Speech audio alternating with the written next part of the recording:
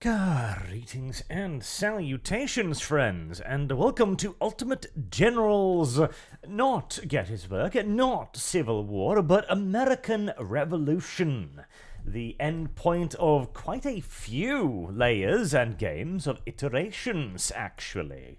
As this is something that Games Labs has been working towards now for quite some time.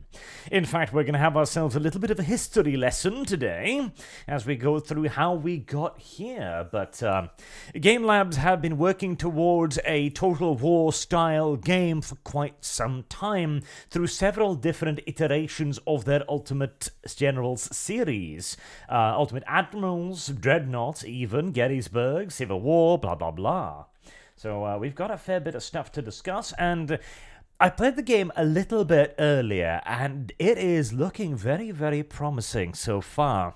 I will point out this is early access, so there are going to be bugs, there are going to be missing features, and, as I know Game Labs quite well at this point, there's going to be a complete and utter dearth of basic tooltips. So, there's that to look forward to. And is that to look forward to indeed. Right, let's get into it, shall we? So let's click campaign here. To do something great. Every day they have a choice to take a step closer to their destination. And we have ourselves a cutscene. Lots of moving 2D sprites. I was born in a family of successful plantation owners in America. Wow, that's a backstory I'd choose. So I believe the full game will eventually have the choice between both a British and an American campaign. For now, we are going to play the Americans because, well, it's the only goddamn option we have, so there we are. Your parents gave you the name Sir Violent Destroyer of the British People and fucker of Indians. I don't think I'm allowed to do that much. Alright, I need two names, don't I? Cause, I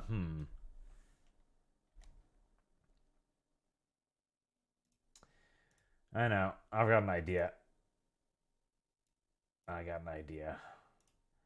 The absence of music is entirely, normal. There we go. Krieg's mallet. As the eldest child, I took on much of the responsibility for my younger brothers and sisters. The little animations are cute. They loop somewhat poorly, as you can see when their head go back there, it kind of jerks.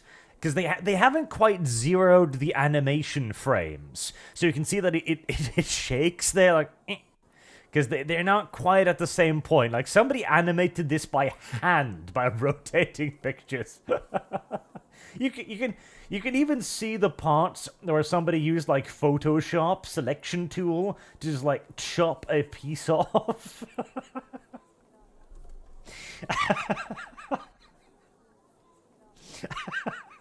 Yes. Okay, to be fair, you know, Games Labs is hardly the largest AAA studios. We shouldn't bully them too much, but it's mildly funny. Right, well, obviously, we made our younger siblings do what we told them to do, because that's the only way to handle these little shits. For all family affairs passed to me. Reverend North says, greetings from Swedish Star, Mountain Monkey. Thank you very much. Plantation management. I whipped the slaves extra every day just to give them a lesson. It's not an option, tragically. Spotting range. I mean, that would be useful. Command order. Own speed. I like spotting range. I spent my adolescence studying and managing the family's plantation. My mentor and older half-brother, who was like a father to me, died during our trip to Barbados. His loss affected me greatly. Minus lots of stuff. Now, for now, willpower, morale, charisma, melee damage. Really? Charisma boosts melee damage. Very well. Efficiency, unit condition, perception, range efficiency, intelligence. Less radius, boost unit range, attack damage. Okay, I kind of like At the age of 20, that one. I was appointed commander of the Virginia militia, in part due to my organizational talents. Tensions over control of the Ohio River Valley eventually sparked the French and Indian War. I was able to apply my skilled management to help prepare my troops. Ah, I fought for the right side at some point. Good. Let's see. Well, I like We firearms. fought well, 'Cause you should shoot capturing things. several French forts, and in spite of some setbacks, we succeeded in driving out the French. The My French. attempts to secure a commission in the army were thwarted by English officers with little respect for my abilities, so I decided to resign. My next steps were And then I became a rebel communist. Reputation, $10,000. Reputation. afterwards, I ran for and was elected to the Virginia House of Burgesses. In Wow. 1774, I was I'm an official elected as a representative delegate of to the virgins. First Continental Congress in Philadelphia. There I helped secure Warship, militia unit, 1,000 muskets. 1,000 muskets. Warships. tensions with England. I imagine we're going to be fighting quite a lot of English In the boats near after all. future, a confrontation will break out, and I will have to use all my experience to fight for the independence of the colonies. Oh, colonies. Disgusting. Easy, normal, hard, and ultimate. The British can't allow some deluded Americans to dispute the royal sovereign authority anywhere in the empire. Yes, crush the colonials. But us, you're the colonials. I don't care. Crush them, filthy fucking America. Oh, that's a good picture. I like that. Yeah, we're gonna have to go with. That's a beautiful picture. It's like I like that. It's like I have very large jowls. Together we shall destroy the Americans and their silly dream for independence from the inside. I do believe there's supposed to be Indians in this game. I don't know if that's implemented yet. We'll see, we'll see.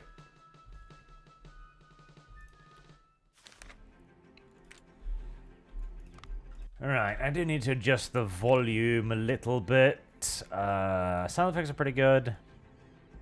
Music could be a little bit.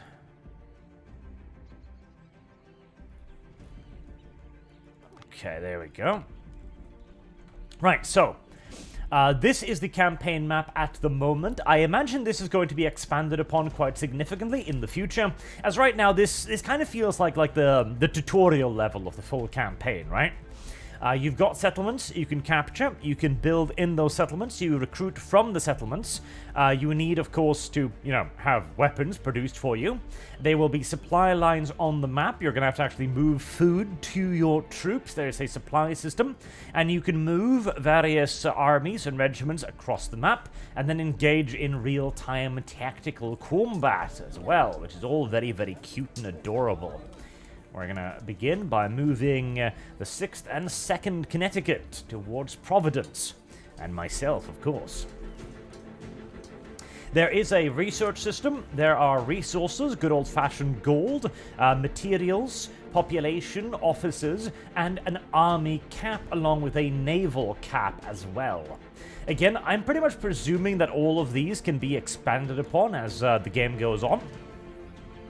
As this really is kind of the culmination of a lot of Game Labs games. So I promise you a bit of a history lesson, and a history lesson you shall have. So, back in the day, there was this series of video games called Total War, and it was a goddamn revolution at first with Shogun 1. Like, it was amazeballs. Like, everyone was looking at it like, holy shit, you can have, like, massive-ass armies and stuff on the field and a strategy mode. Like, my god, like, that was inconceivable at the time. The idea of mixing strategic and tactical combat was just like, wowzers. And it did it. It even got a massive delay, mind you, which was received poorly at the time. But Creative Assembly was still a new and early studio, and Shogun 1 was one of their first, defining titles, and boy, it was an enormous success. Hell, Shogun 1 can even be played today. Concord and Lexington battle. Patriots have stored valuable military supplies in the small town of Concord. Bridgemen have taken notice, now approach with a significant force. Will you help them defend? We will obviously resist the global elites. That started the saga of Total War, of course. Was conquered and seized the Patriots' weapon supply. I feel like YouTube is going to demonetize me for saying the word Patriot too often. It's like, it is the current year after all. This is dangerous verbiage right now. Right, we're gonna get into cover. We start out with diddly dick all in the way of men and material, but I'm presuming that will increase. Graphics, we don't have the sprites anymore of Gettysburg or Civil War, which I'm actually a little bit saddened by. I don't know, I always kind of liked the sprites, and I'm not an enormo fan of the new models, because they don't really communicate the size of a formation, in my opinion, you know? I kind of preferred the sprites, honestly, but, you know, there are a lot of things you can do with 3D models that you simply can't do with sprites, so, The Total War series would go on from strength to strength, frankly, becoming one of the most popular strategy titles in the goddamn world, with titles such as Medieval and its eventual follow-up, Medieval 2, which has the best expansion pack in gaming history. Just straight up, Medieval 2 Kingdoms is just the best expansion ever made. No doubt, no questions. None whatsoever. But, well, the series started having a few little minor problems here and there, largely because a lot of these successes were created by a Australian sub-team who tended to help out with a lot of the bug fixing and final polishing that the British team decided to simply just ignore and leave in the game, apparently. That did not go over well with the British team, who, according to many rumors, mind you, grew increasingly jealous of the Australian team, and eventually moved to outright sabotage them by giving them a project of their own, which I believe was called Stormfront, which was an incredibly ambitious real-time strategy game, which was given nowhere near the resources required to actually have a snowball's fucking chance in hell of actually succeeding. Now, do I want to eat that charge? Because obviously the Brits are just going to throw themselves at me because they've got a lot more shit than I do. I'm actually tempted to, because I'm not going to fight, I'm not going to beat him. I've got a unit of, well, Minutemen, actually. You know what? I think we're going to countercharge them. We're going to roll the dice and see what damage can be done here. If I manage to break those, that would be enormous, but I'd be shocked and surprised if I had managed. In fact, one of the units decided immediately to be like, friends, no, you're fighting overwhelming numbers. How tragic. Weren't you supposed to be over here? No. We're falling back. Don't you see? We're already safe. But we thank you for your sacrifice in delaying the British. Fucking colonials. No honor. Speaking of no honor, it seems as if the music also decided to not bother with the video game any further, right? Very well.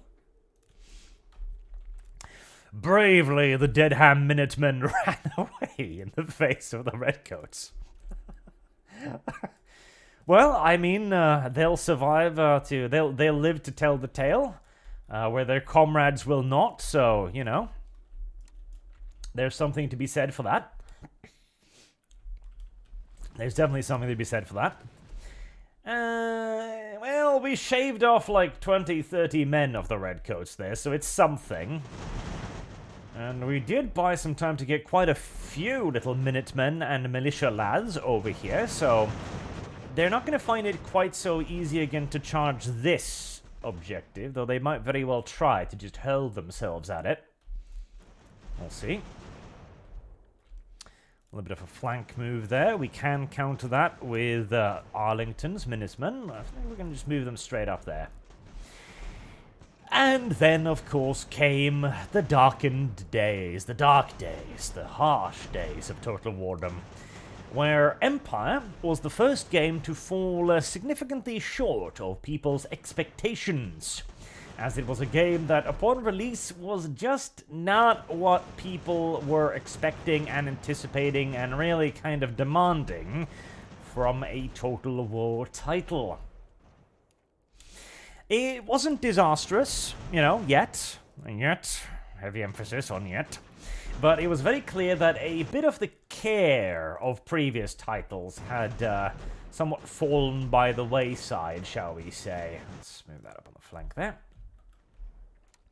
As Empire was not ready at launch. It had a whole slew of technical difficulties, it had a whole slew of crashing difficulties, it had some serious memory leaks, the game itself had obvious and near game-breaking bugs and coding errors, like the platoon fire system, for example, which was never actually fixed.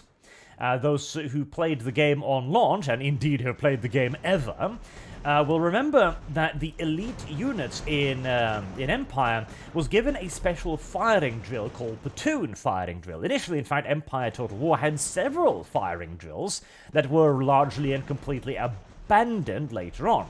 Initially, your troops would just kind of fire the first rank somewhat pell-mell, and it wouldn't be very effective, and they'd lose their ability to fire coordinated very, very quickly. Then you would develop the ability to fire rank fire. So the first rank would fire, then the second rank would fire, and the third rank would fire. And that was a massive improvement.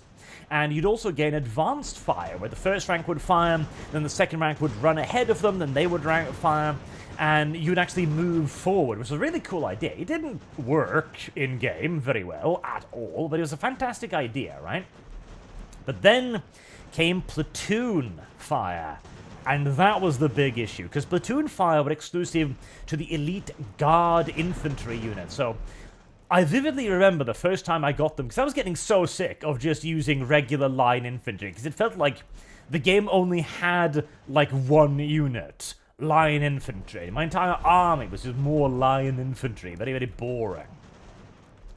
So I was really excited, like, wow, like guards, infantry, finally, something different, something cool, wow.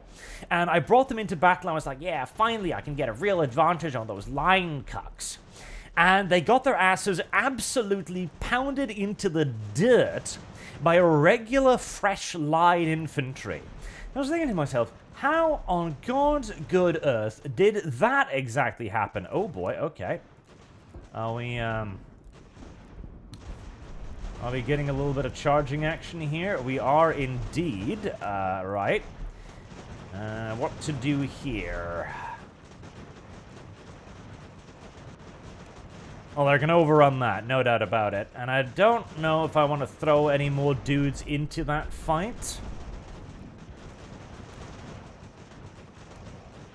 In fact, I'm pretty sure I don't. I think we're gonna just have to hold on for the time being. I'll wait for the reinforcements and just try to shadow them a little bit, because they've got 300, 400, 500 guys there. Oh, okay, I am feeling willing to countercharge that, though, because I've got quite a lot of reserves in the area. These can continue to pick apart that unit. In fact, they're going to rout that unit right there. Very, very nice. Very, very nice, actually.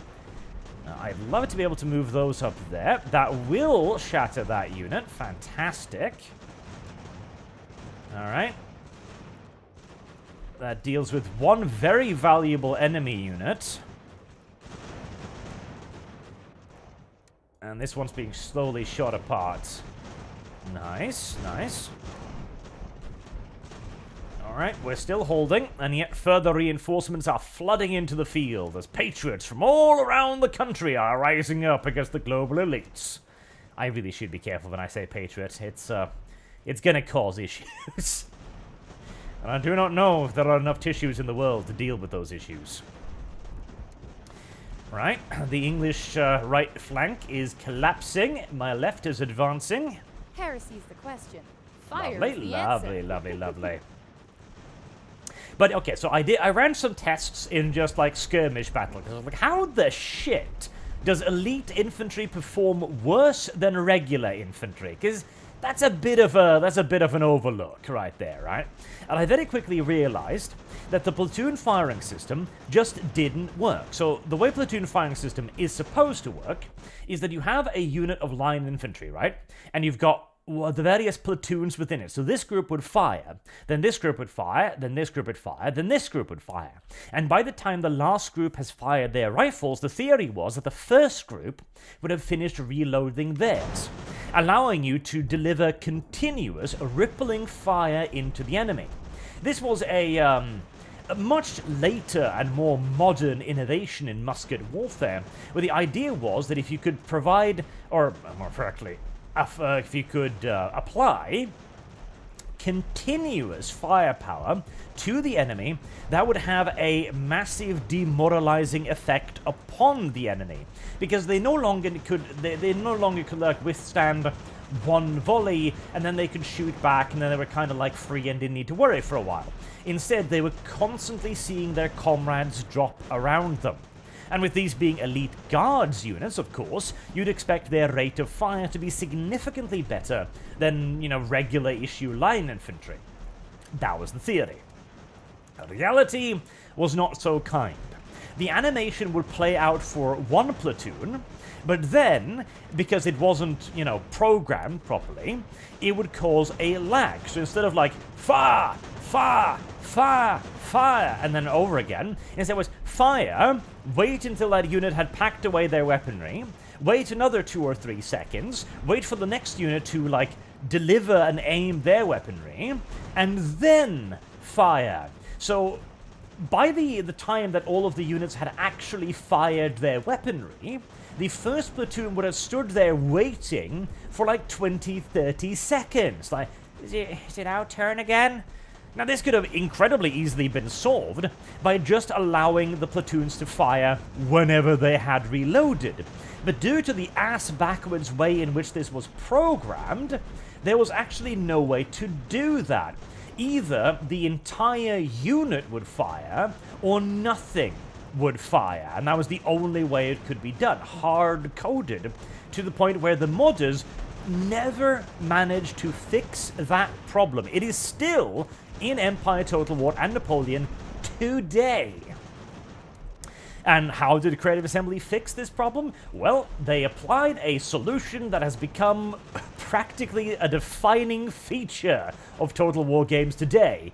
They removed the entire feature completely. Instead, in Napoleon Total War, units would just shoot through each other. They would aim their muskets right past the ears of the guys in the front rank and just fire. So every man in the unit would shoot simultaneously, thus deafening and probably scarring and blinding the guys in front of them, as you now have a musket being fired right next to your face and ear, causing severe burns, not to mention, the enormous ear trauma of having a weapon discharged next to you. Oh boy, well, I timed that badly, and they got grape-shotted right in the face. That is unfortunate indeed. I hope you guys can get there closer before you get overrun. Now at this point, considering that the enemy is kind of getting routed across the field, this seems like an excellent opportunity to throw shit at the wall and see what breaks. These guys need to follow up too. This mass combat over here is growing a bit derp. That infantry did indeed reach the cannons, so that should be able to deal with those. Okay. Charge in there, keep those busy. Charge in there, close off their retreat. And we are about to have ourselves a great deal of very, very surrounded British people, I do believe. Where did all of these fucking colonials come from? Good question, good question.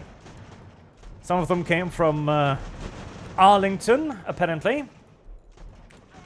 Some from Needham, from Subury.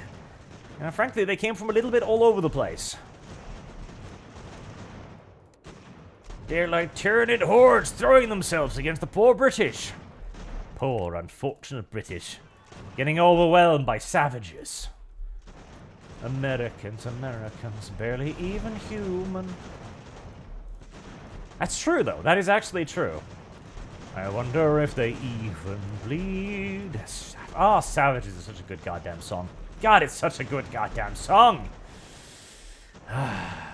Okay, American savages, continue to throw yourself at the British gun lines. Sheer numbers will win the day for America. Ignore the casualties. They are but potato farmers and slave owners. It is fine. They hardly deserve to live. Oh, poor Brits. Like, wow. There's an awful lot of civilians shooting at us. Yes. You see, England, we have somehow we have somewhat suspended the usual rules of warfare in this part of the universe. I thought you weren't supposed to fight with just civvies. Well, that's how you fight, British.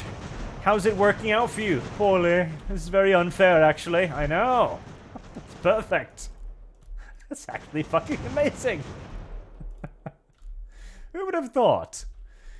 Ah, the Soviet style of warfare. Exceptionally effective. And a few more brave British boys are still standing before the waves of Americans. I think we shall overwhelm them swiftly, however. Brave of you to try, Redcoats, but it will not avail you. You do not possess the numbers. More British Redcoats have surrendered. Good, good. Right. To continue the history lesson of Total War, as yet further Brits get overwhelmed by the seething hordes of bayonet-wielding patriots,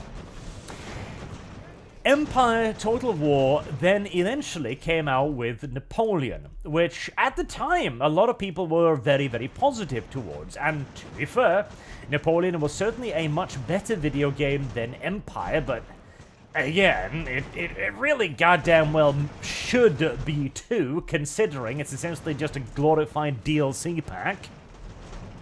And again, it solved a lot of the problems with Empire by simply just removing mechanics.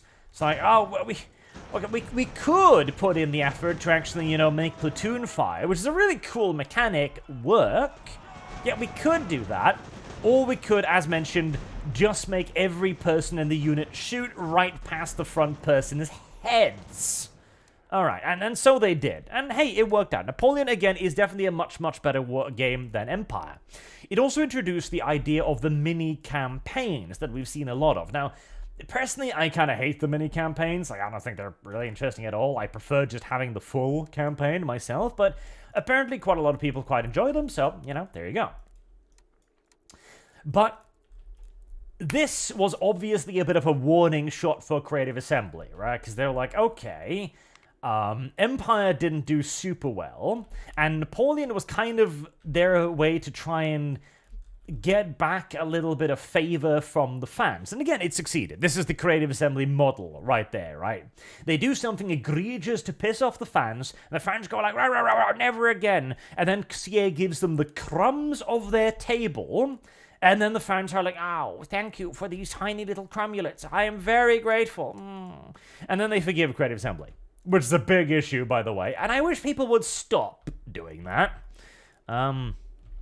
Incidentally, do I need to capture those guns, or are those, like, already counted as captured? I mean, I would imagine they would count as captured, but just in case, we're going to go off there and sit on them. This was also followed by Shogun 2, which was a very good game, and it was in essence just Total War returning to its roots, and that was a good thing. It was well timed. However, something else happened simultaneously with this. Oh, it's a lot of guns. Let's appropriate those for the Tyrannid cause, shall we? There we go. All right, are we done? Have we won? Are we victoire?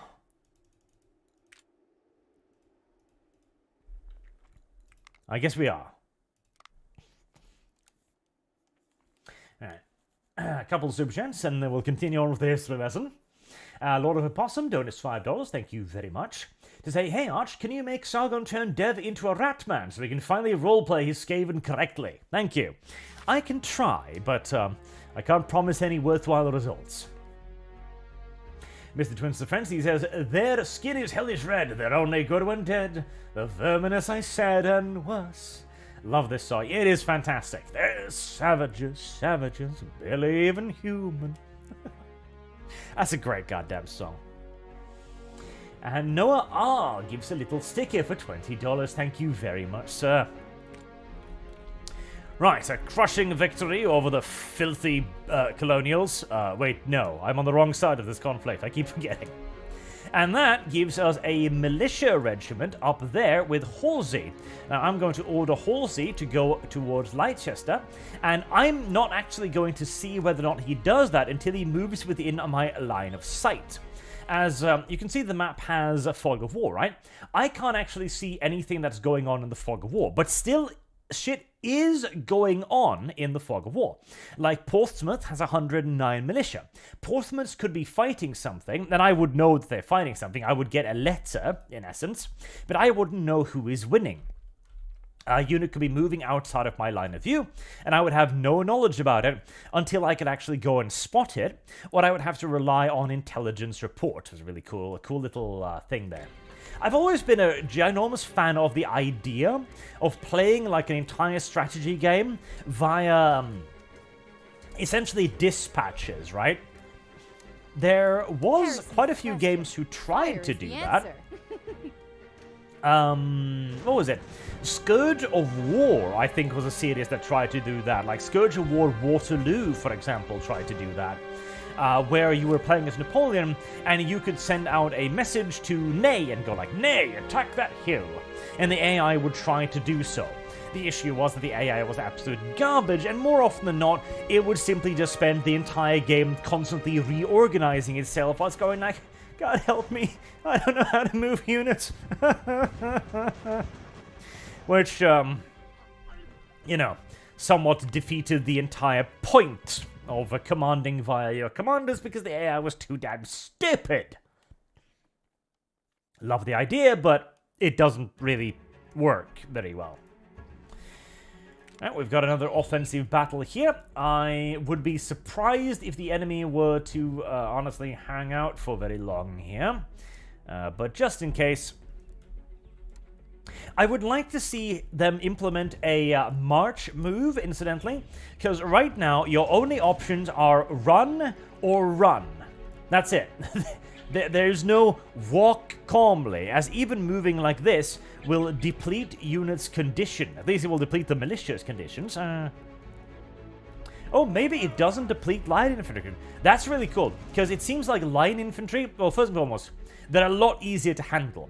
You might have noticed in the last game that the militia units would constantly like move as they were firing. They would reposition or move, or like, oh, I can't shoot here, I'm going to move over there, or move back and move forward, etc. That is actually the AI itself basically simulating the behavior of militia troopers, whereas these are actually trained units. So they're fighting in a line, they're fighting organized, they're not going to waffle all over the terrain for no gosh darn goddamn reason. They will actually follow instructions, which I think is a fantastic way of actually showing the difference between trained troops and militia units. A really, really cool thing. Oh, hello there. Are we,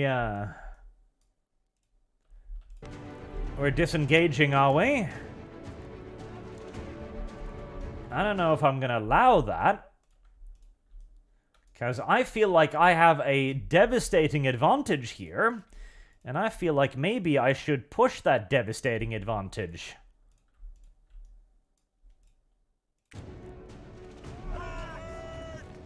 Alright. There's 200 British troopers, once again completely and utterly surrounded by the blue hordes of America.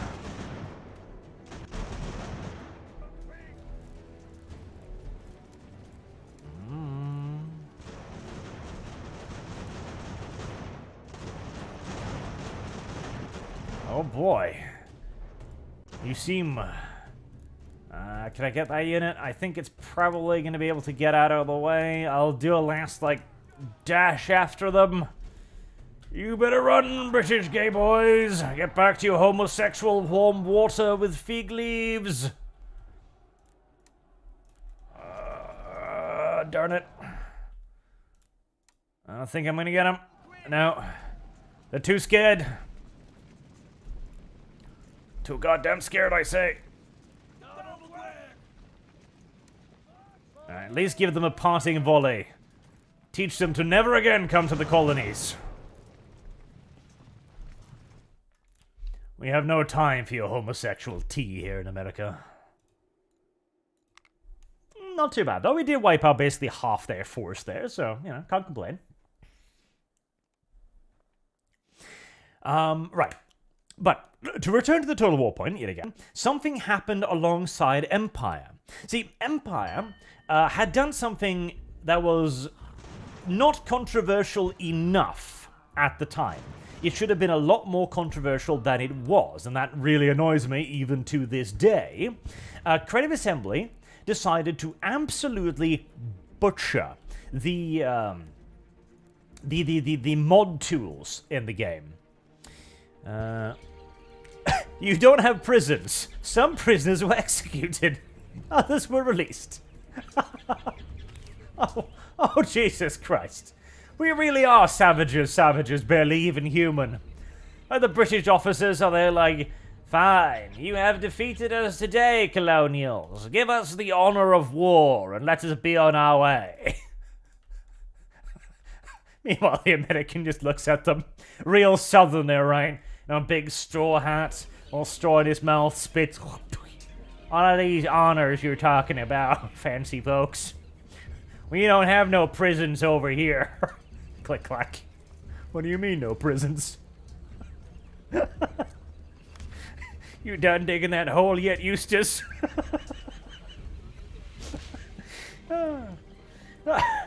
And thus the pigs were fat and happy that evening. Hey. The Continental Congress of Robbers and Mass Executioners, General Issue Murderers, have commissioned you as Commander-in-Chief. That's a fanciful title for the leader of a band of savage brigands. You were selected over other ruthless and heartless candidates based on your previous military records of executing vast quantities of uniformed British soldiers for no other reason than because you couldn't be bothered to fucking house them. Good. Fantastic. That's just lovely. That's just lovely. That's just absolutely lovely. Alright, speaking of, you were actually supposed to occupy that city, so, you know, please do. I'm sure the civilian populace will be happy to see us. As the liberators we are, of course. Okay. That gives me access to headquarters, where I can now research various departments. So we're going to get the engineering department, construction. Heresy's the question.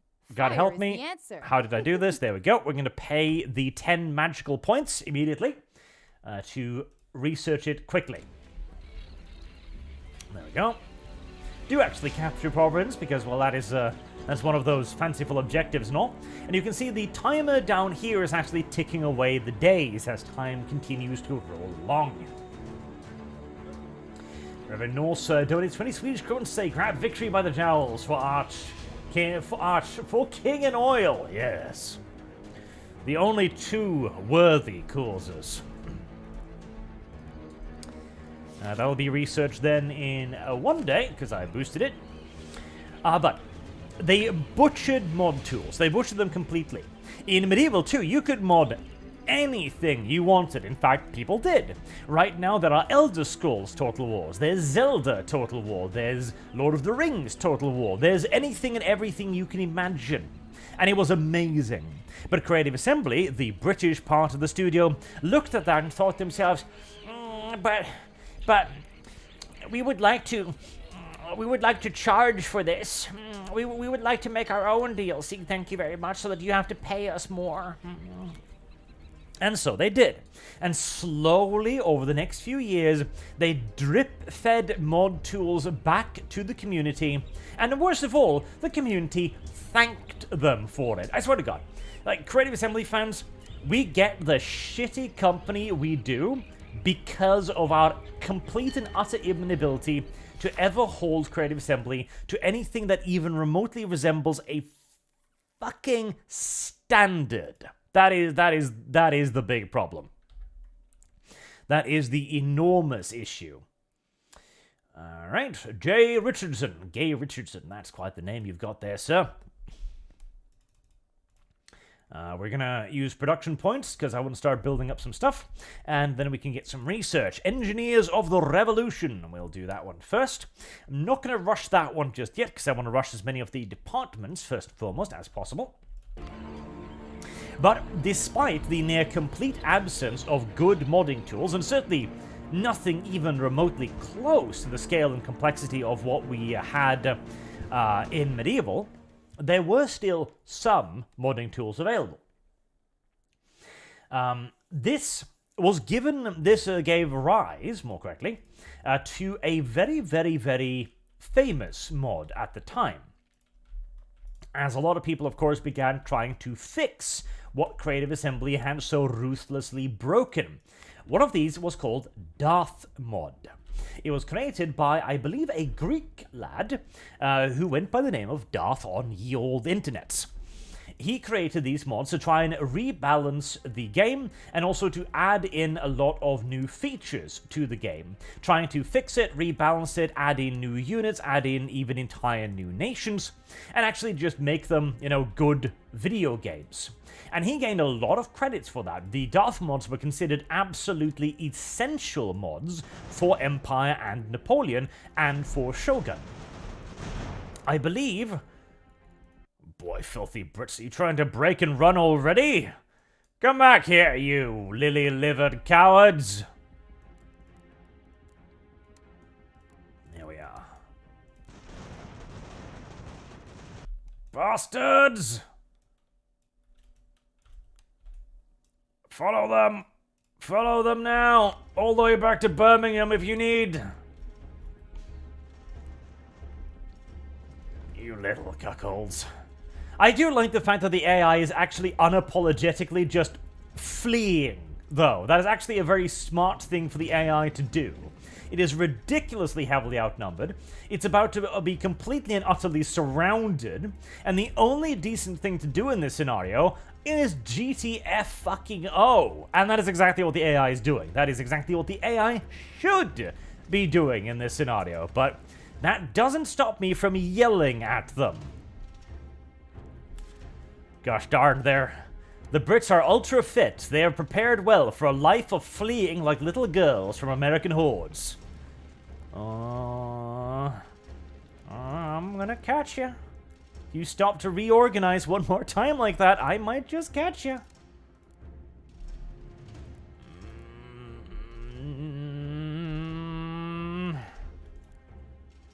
Damn.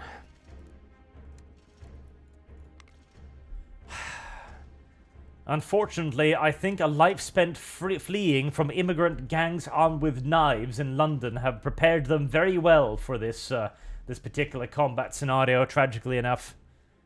Damnably unfortunate. Oh well, we get another city out of it, so... Then something very interesting happened. So the rumor goes, mind you, this is very much so a capital R rumor, but after having done a lot of good stuff, Darth supposedly was invited to England and to Creative Assembly's offices, where he was presumably going to basically audition for a job, right? Because it makes sense. If somebody is fixing your video game, then you hire that person to continue fixing your video game and thus make a better video game.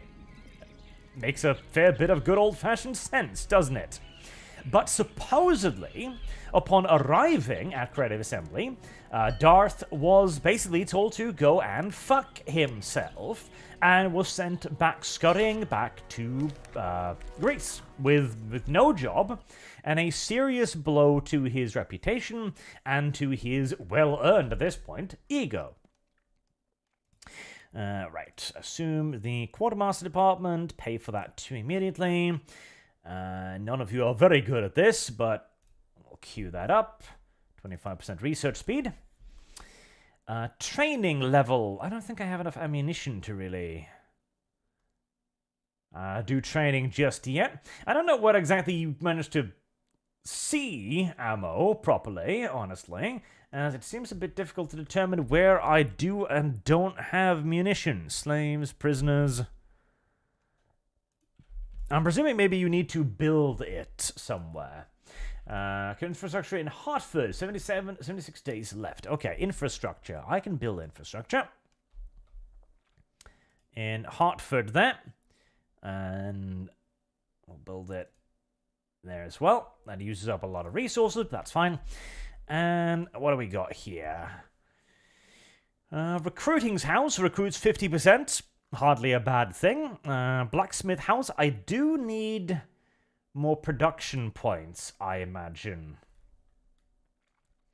And I feel like a prison might not be the worst idea either. Actually, I can't build a prison yet. Oh, that's unfortunate for the British.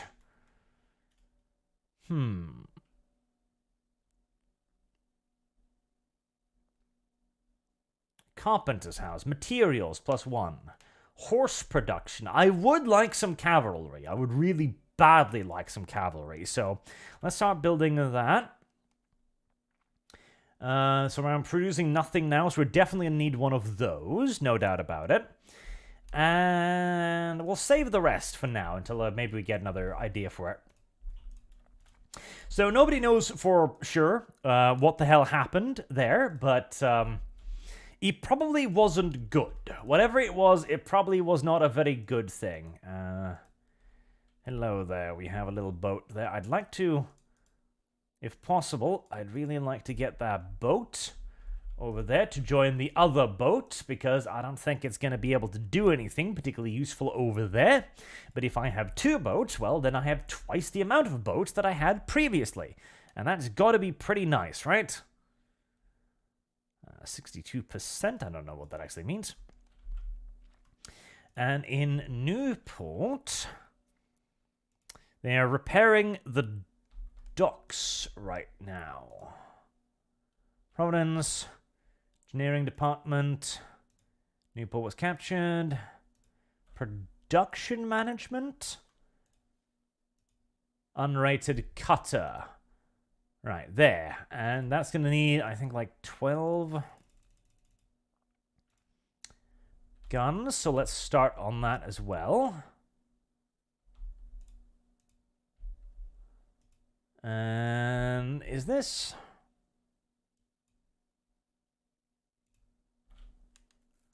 Alright. And I've got 2,000 muskets. That should be enough for now. Galloper guns. 2 more Galloper guns, please.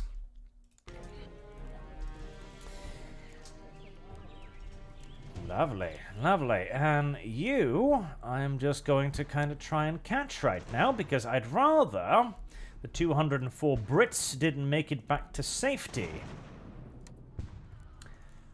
We wouldn't want to allow the British people to get back home now, would we? That would be a disaster. In fact, between Halsey and Gibbs here, we might have an excellent opportunity for a nice little pincer maneuver. Even as the AI, of course, is trying to deny that with every last little itty-bitty part of its being. This is also a thing that Total War just don't do anymore. You're actually fighting on the area you are in. So if there's a hill on the map, there will be a hill on the battle map. The relative position of your armies are the relative position of your armies on the map as well, rather than Total War, where sometimes you're like, how exactly am I being attacked from behind by the units in front of me? Well, That's a very, very good question that the Total War series frankly does not have an answer for, I'm afraid. These are... What are these, Matthias? These are Minutemen, I believe. No, they're just militias, actually. And after getting told to go and ride a big old dildo by Creative Assembly, Darth decided, fuck this shit, I'm going to make my own Total War with hookers, with blackjack and hookers, in essence. Oh, God damn it. You're flinging, aren't you? You sad little shits. Okay. Double time it. These are going to be slippery little shits to catch, I'm starting to worry. Very slippery little shits. AI is unfortunately a little bit too clever to just get caught. Darnation. Well, we're going to have to skirmish them down then, as you can actually skirmish with them on the campaign map as well. Units will follow other units and continuously shoot at them and cause minor damage. So, again, I actually kind of like this because it means you can't just murder them. You're actually going to have to follow them and defeat them piecemeal. You can't simply just catch them out and murder them completely. British reinforcements are arriving. We don't like that. That was actually a tragically lucky direction. I would actually have been better. Okay, I don't like that, because that was just a unit that just fled through my troops and to safety, which is a bit dumb. They should probably suffer some serious, unit losses through just degradation and the scattering of troops at that point. As that actually allowed the unit to get off better than they were. Now, they did need to drop equipment and supplies to do so that's something. But that was a little bit silly. Didn't like that. This is a problem that the Ultimate General series has had for a while, too. Allowing units to flee through friendly units. Not a good thing. Oh boy, that fleet's not going to do very well. Alright.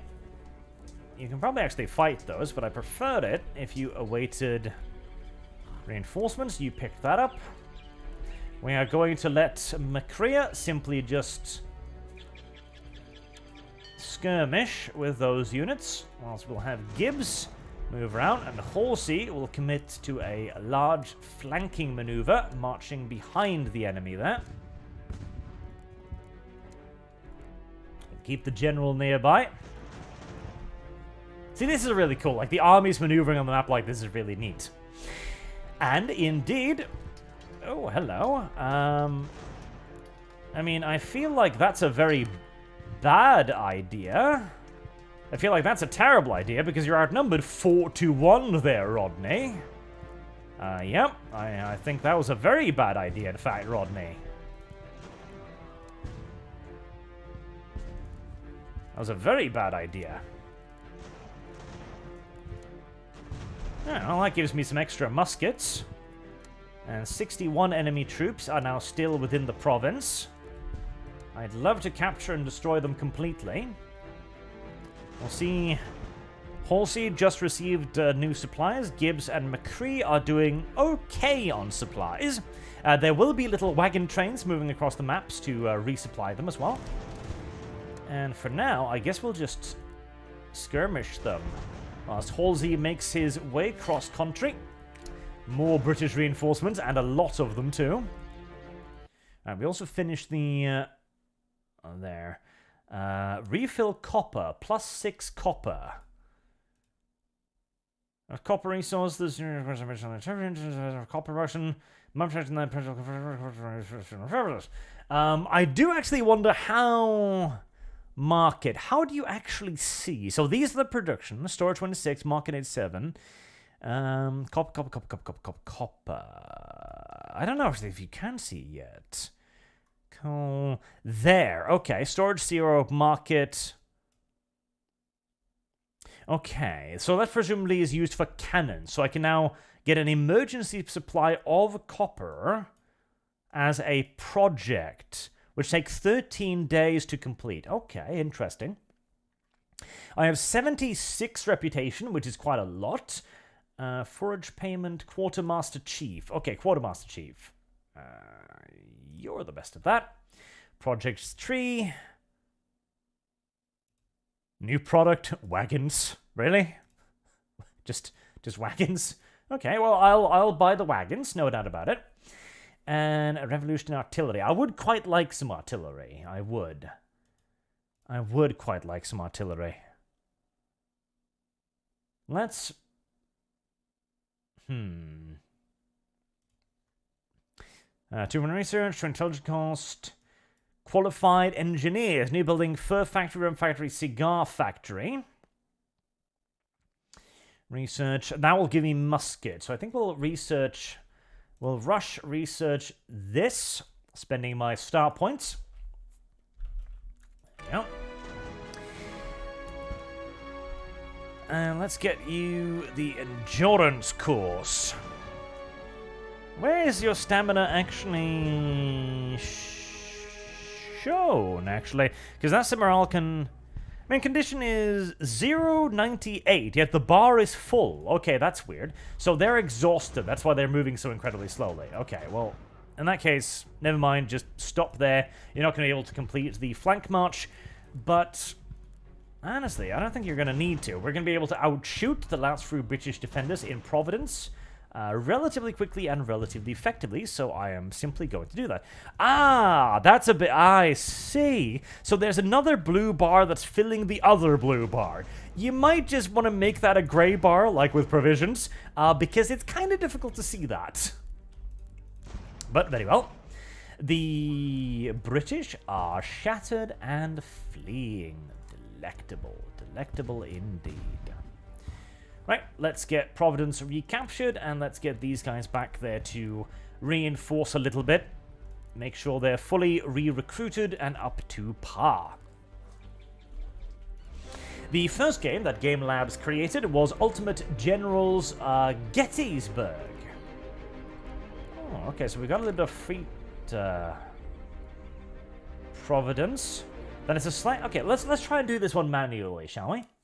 Was Ultimate Generals Gettysburg, which was obviously based on the American Civil War, and specifically the Battle of Gettysburg. It was a pretty damn cool little video game that a lot of people... Ooh, what's that red bar? What is that red bar? What is that red bar? I'm worried now. Tooltips would be lovely. There actually aren't any, which is a pinch unfortunate. The wind is to my south. I could probably disengage if I would like to. Would I like to? Hull 74, sail 62. 499. Alright, let's see what there are for. I do have more guns than them. 7, 8. Oh, nice. Actually, 6. I should actually be able to outshoot this ship. My worry is whether or not I've got enough morale to do so. As with the wind going directly against me, I can't really maneuver here. I might love to try and, get around the rear of the ship to get better shots, but with the wind screwing me over, that is really not going to be an option. I am outshooting them at the moment, so... It might be a good idea for the USS Providence to simply stick it out and give the, what was it here, the Norsemen a bit of a running gun battle. I am on fire, however. Lady Luck does not seem to be favoring me.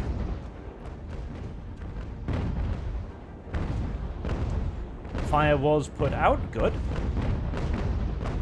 I don't know what the red bar means, and I'm very worried by the fact that my red bar is very, very small. I think that might indicate armor, if I remember. Condition 66. If I remember from Ultimate General's Age of Sail, I think that might be armor, and the blue might be hull. So basically, I am in an overall worse position than the Norsemen, which is why I'm not...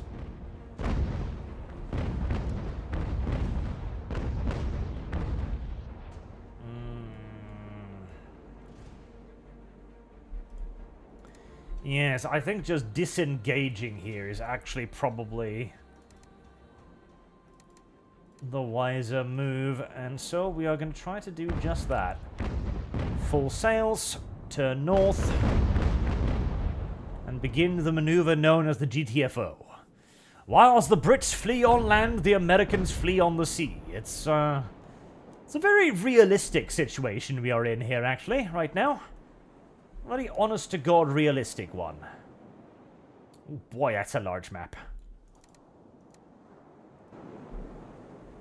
Right, is there such a thing as a flee? Is there such a thing as a flee button? I don't actually know.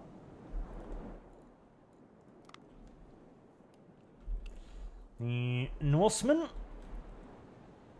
Oh, it's making an effort to keep up, but he's not really trying. He's not deploying all of its sails, so it's probably not going to stand a chance to keep up, and hopefully I will just get like a disengage message at some point then. Right.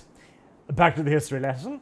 Gettysburg was followed by Ultimate General's Civil War, which of course had a far larger scale, but was still focused on the American Civil War, where you could pick and choose to play either as the filthy, dirty Northerners or the honest and God-worshipping Southerners.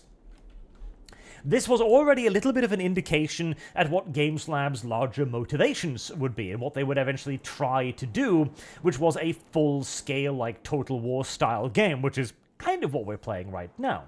That was followed by Age of Sail, which kind of hammered home the ambition, because now they had ground warfare and they had naval warfare. Something that at that point, incidentally, Total War was actually moving away from, as having originally introduced it in Empire, and now, naval war is being kept out of Total War, it was kept out of Three Kingdoms, it was kept out of Pharaoh. Essentially, Total War seems to have abandoned naval warfare because they couldn't get it right on the first try. And with the usual Creative Assembly go-getter attitude, they then gave up near immediately. Now, GameSlab has had some missteps as well, though, mind you. It's not exactly been an unceasing string of victories by any stretch of the imagination. Civil War was well received, but it suffered from a large part of player versus developer. That was a genuinely big issue in the game, where... Oh, hello, actually, there might be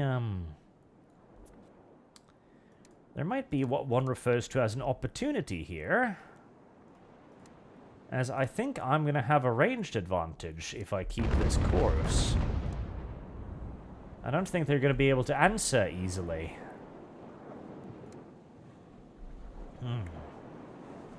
Where was I? Oh, yes.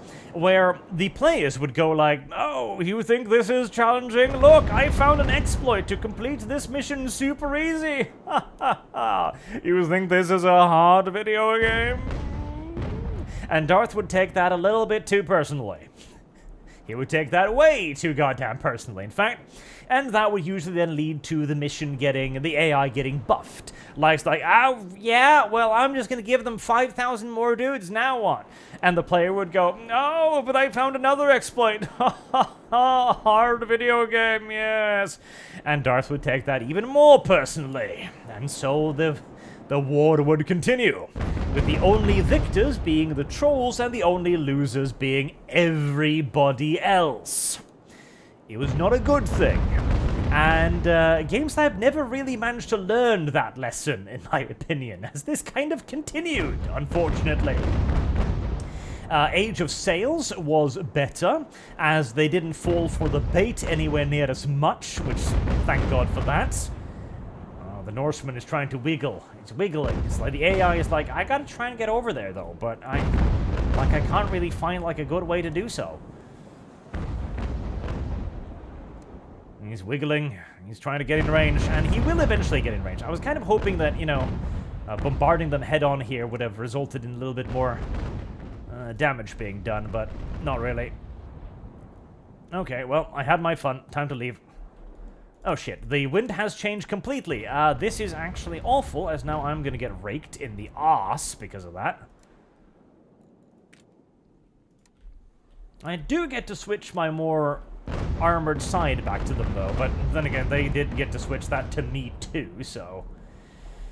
I feel like maybe I should have just run again.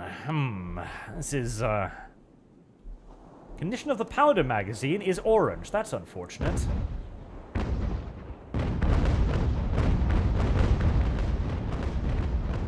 Oh god, we're kind of up at the mercy of the dice gods a little bit here, but ooh, that is not a good move for the Norseman right there. I'm gonna be able to rake straight down the stern of the ship there. That's really gonna hurt. I get a free shot. Their morale was wavering there for a second. It's not wavering anymore, though. I'm doing goodish damage.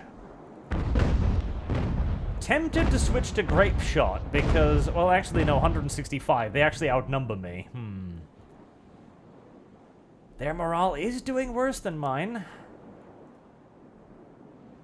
Okay, we're gonna weather their next volley. Hopefully without too much in the way of casualties. And then I'm gonna try a little bit of a desperate, a little bit of an aggressive maneuver here. Trying to cut into their ass and rake their little British butts off. I'm gonna probably eat one straight to the front here. That was a very good shot from the forward-mounted cannons there, actually. And, well, we shored off our front sails, which is less than ideal, but our aggressive maneuver has placed us directly on the British ship's tush. I actually wanted you to hold fire there for a second, but this is good enough. That's really gonna hurt. Oh, yeah. Oh, yeah. Anal penetration, the best kind of penetration.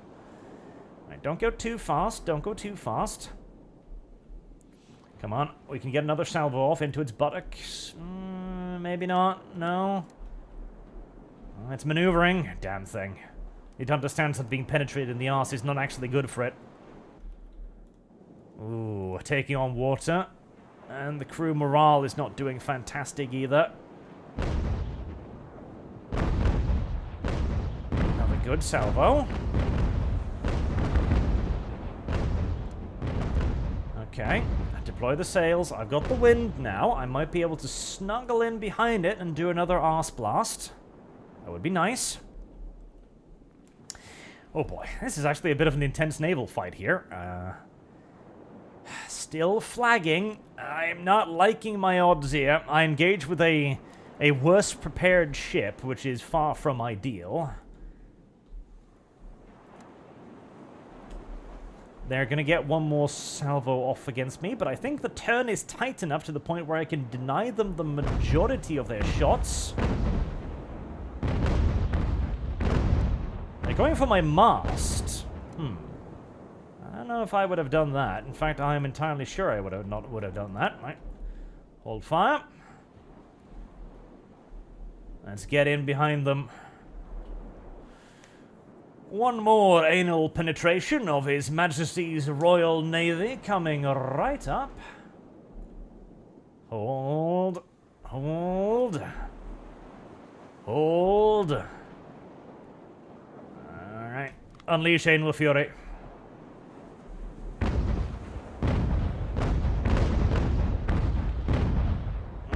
Not bad, not bad, not bad at all. Alright. Just trying to keep behind them. We've still got the wind. I'm still taking on water, which I'm not a fan of. The crew will be trying to stop that. The pumps are good, because so we will be able to be pumping the water out.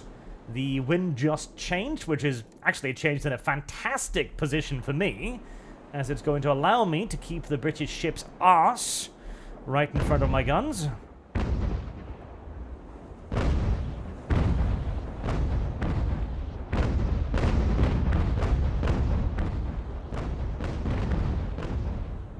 Okay, we are out-damaging them quite nicely right now. Oh, is he going to turn? He's going to turn. He's going to let me rake his stern, though. Let's see if I get lucky. If I get a shot right down there, that would be devastating. Short still. I killed 3 people. Did hull damage too.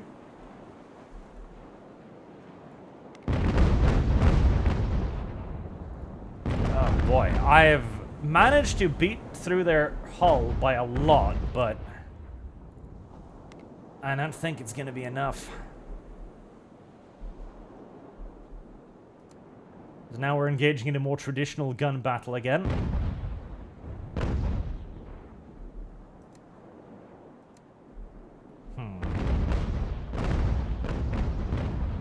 Well, there goes the ass sail.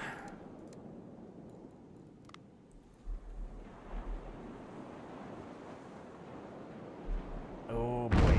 Oh boy.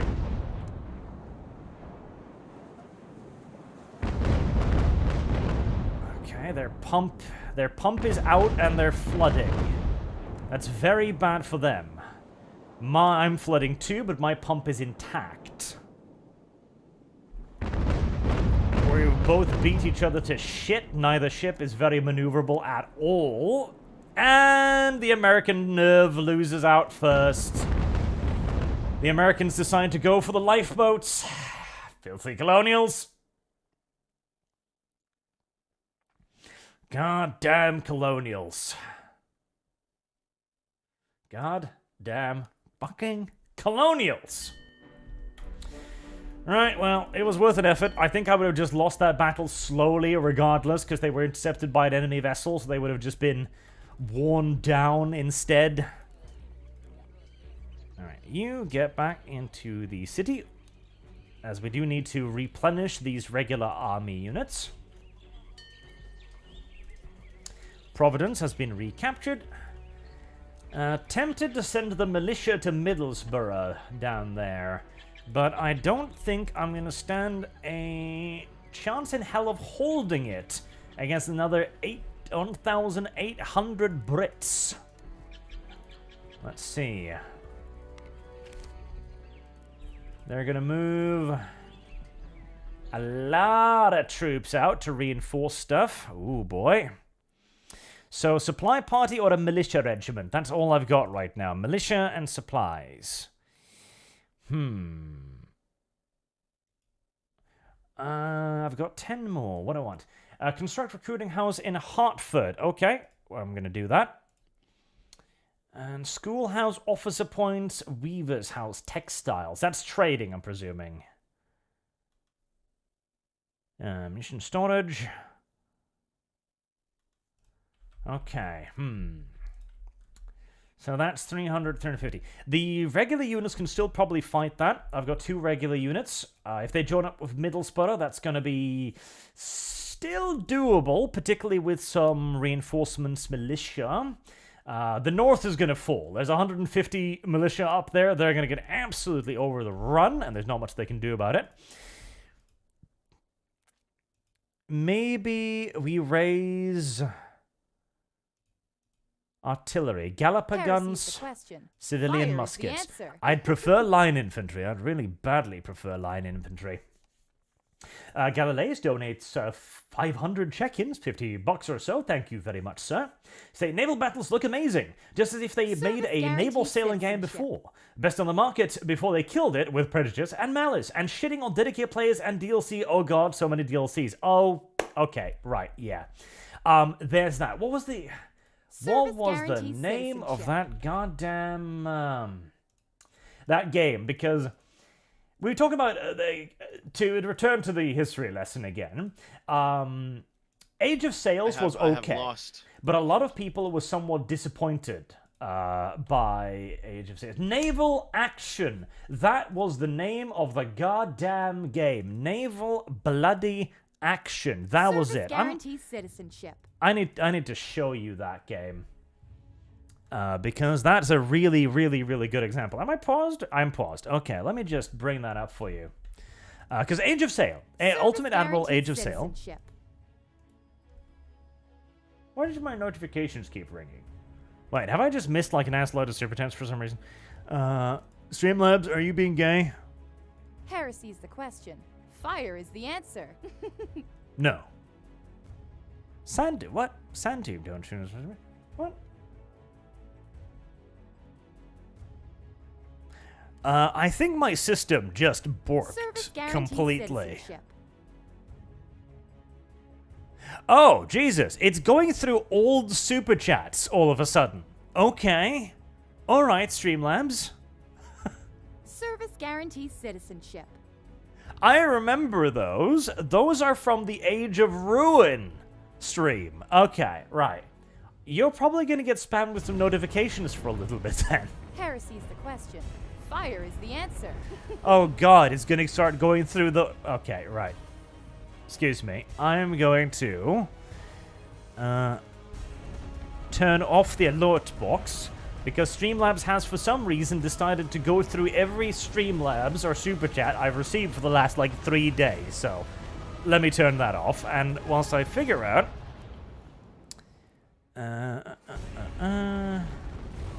That's the sound of a Naval Actions trailer, by the way, in the background, as I need to bring that up. Window capture. A new source. Right, let's see.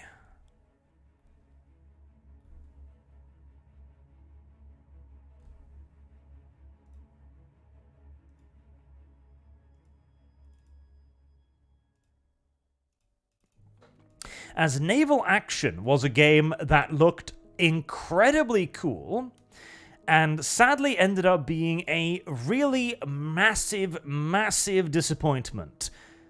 Can you not capture Steam? You can't capture Steam, can you little dumbass? Okay, well, just capture the desktop then, nice and simple. Naval Action.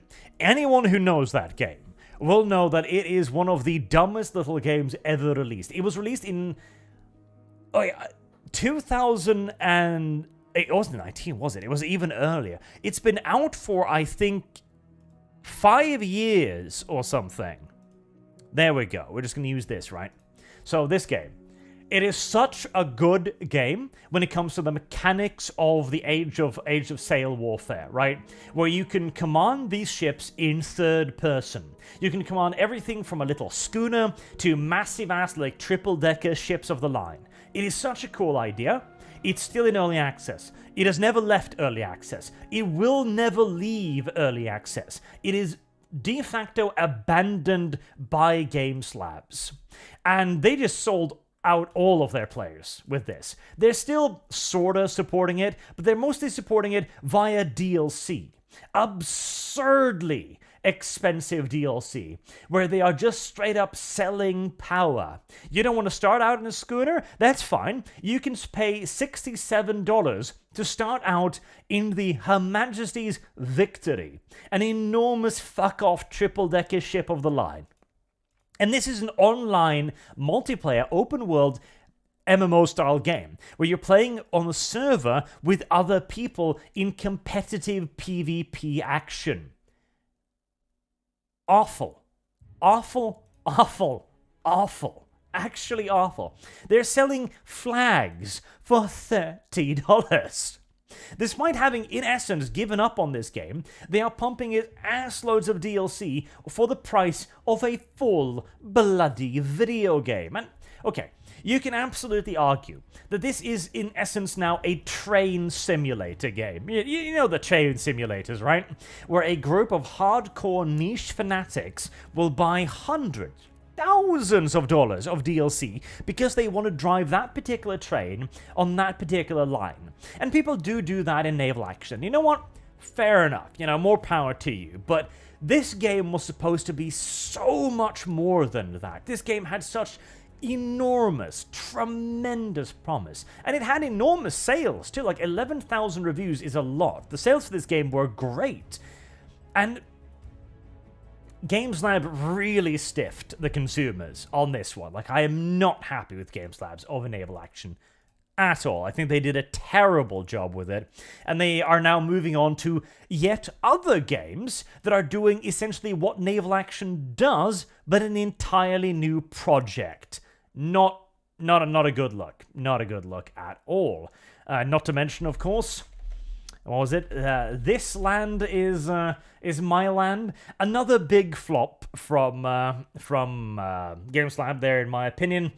A game with a really cool premise where you play as an Indian and you're fighting back against the white man intruding upon your territory. And it's a losing conflict. You can't win. You can delay the inevitable. You can slow down the settlers. You can fight them. You can build up your tribe, all kind of stuff, but you can't really win. It's a cool idea in a cool setting with a lot of very neat ideas that, again, didn't get half of the features that were promised for it. It's now, it's done, it's officially out. It's not really in development really anymore. It's I guess like tiny little pieces here and there. It too has a little bit of DLC to it, and there was also the Ukraine thing too, which was very cringe, and is still cringe today. Streamlabs has done some big whoopsies in their time, some very big whoopsies. There was also Ultimate Admiral Dreadnoughts as well, which was kind of abandoned in the middle of development, and was pushed out the door, and it's like, hey, it's done! And you look at it and you're like, this isn't done. Like, this isn't finished. Are you insane? Like, the UI still looks like it's in alpha. What do you mean it's done? It's like, no, it's finished. Aye. But Connecticut Patriots. Connecticut. These? 450 free dudes. Well, I will absolutely take those, and I will move them up the map immediately. But despite many not very nice or consumer-friendly business decisions, what GameStop has always done, and this I will give them every bit of credit for, what they've always done is they've always pushed the limit. They've always done something new. They've always tried to create something more, and the end result is this, which is a game where you can move on the strategic layer, where, oh god, you remember in Total War, right? They're like, oh my god, like, we've made a logistical system. We've made logistics. Oh, cool. What is it? Well, it's this bar, and it slowly depletes and increases over time. Oh, fucking thank you. Oh, great. Fantastic. Whereas in this game, there's an actual logistics system. Like, logistic lunar units move on the map, and you can intercept them. You can stop them. You can siege Middleborough by sitting on the roads and destroying supplies moving to Middleborough. You've got naval warfare in this game. You've got ground warfare in this game. You've got supply lines. You've got research. You've got settlements and upgrades. You can get new weapons. You can give units specific weapon upgrades, giving them a specific musket, give them specific cannons. So many things that Total War should have been doing, but never did. You know? And that's why I still have a lot of sympathy for GameStop. Despite many, many missteps, they never stopped pushing the envelope, which is a crucial thing, in my opinion. What exactly is in Middleborough? Lots of regular troops. That's not great. I have when it's fully reinforced, I'll have about 900 regulars and potentially 400 militia for a total of 1,200. So I'll be 1-to-1. It's not great. It's not lovely. I would dearly like more and something a little bit spicier, as that would be a fair fight. And I don't like fair fights. I really don't like fair fights. Fair fights are for suckers and losers. Is there a way to, edit units after the fact? I don't think so. Can I, like, join these two units up? No. That would be nice. I would love the ability to, like, join units together so that I could make, like, a single unit of artillery and join it up with another unit of artillery. That would be quite nice, but eh. Right. Without the... Actually, let me see. Are the notifications still freaking the fuck out? Let's see here. Let's turn it back on, see? Pennsylvania Patriots join. Pennsylvania militia have arrived at Hartford, Connecticut to join your army. Another 450 Patriots. Lovely. We are immediately going to march them up to join us here at the front line of Providence. And with that, we've probably got a good chance at going for Middlesbrough. I'm thinking. How is my production going, actually? I need copper. That's what's slowing me down. I don't actually have any copper. 4 days left on the unrated cutter. How much have I got left on the production for copper? 8 days. Okay. I think I'll just probably suck that up, honestly. Oh, I didn't pick another project there, dumbass me. Skilled craftsman. Pick that. 46. I'm tempted to spend that. I really am, because I would love to be able to start making better muskets. But we're not. We're just gonna kind of chill out for a little bit, build up our forces. God, and they send another 510 reinforcements to Middlesbrough, do they? Damn. Alex Andrew says, "Hey Arch, you might want to revisit Call of Warhammer mod for Medieval 2. PS infantry can hold a bloody line." I am. I'm actually planning to revisit a bunch of Total War games in the near future, actually. Thomas Trukowski, "Hi Arch, will you play the new strategy game Last Train Home? So if a Czech legion traveling all the way to Vladivostok to get home in the middle of the Russian Revolution." I will absolutely play that. 2,000 troops over there now. They're recruiting, aren't they? And Wojciech Zlizak, "Hey Arch, do you have any contact info for the developers? I would buy Ultimate Admiral Dreadnought just to finish it, and I will do it for free. I just want Rule the Waves games that looks good." Well, it's on Steam, so you can always just pick it up there. You don't need to, email them or anything, I don't think. Ultimate Admiral Dreadnought was a really cool idea, and it was a relatively competently made game as well. I will say, a relatively competent game. My biggest problems with it was that its campaign mode was very obviously not finished. That was a big problem. Right. Because it still looked like it was like an early alpha UI, frankly, rather than, a good finished product, which was a big issue for me.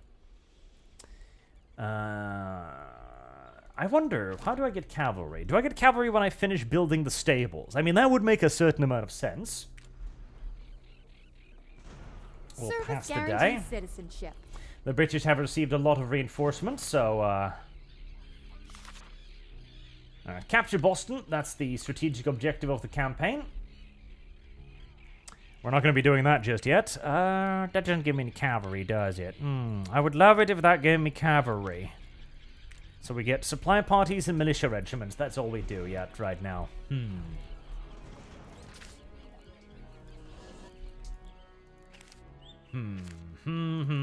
How is Boston looking, actually? Let's go up and have a peek. 4,200 dudes. Right, well, we're not moving on that just yet, then. They're still sieging Portsmouth, but they will take Portsmouth eventually. There's not a whole lot of doubt about that, in my opinion. Let's just... stables, warehouses, printing presses, fur traders. That would give me money, I do believe. I do think I'm probably losing money now. For an earned salary, production probably. A fur trader's house would probably not be a bad idea then. Yep, they finally took Portsmouth. That was pretty inevitable.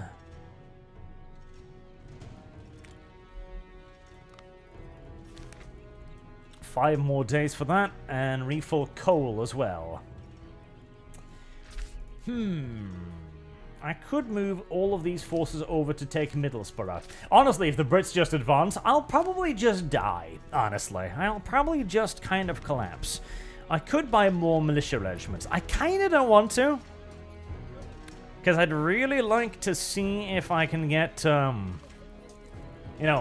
infantry from the recruiting house, but I don't know if you can.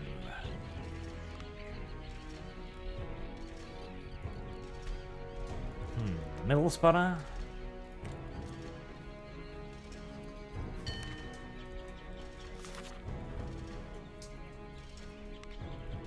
Okay, they're moving 288. So they did actually get beat up quite badly in Portsmouth. Produce 100 muskets. Okay, we can queue that up. Why not? Just civilian muskets, mind you, so they're absolute garbage. Can I edit this number? I can, thank God. Right. Well, some more muskets have never hurt anyone.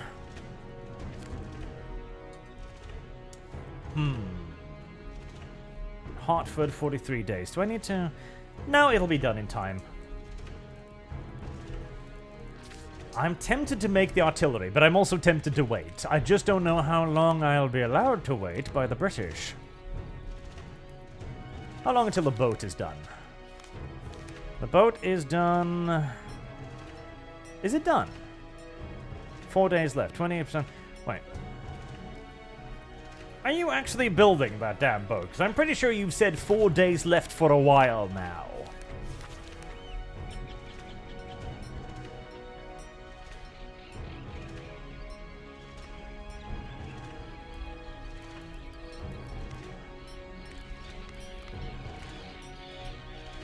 I don't know what the red bars mean. That's another problem.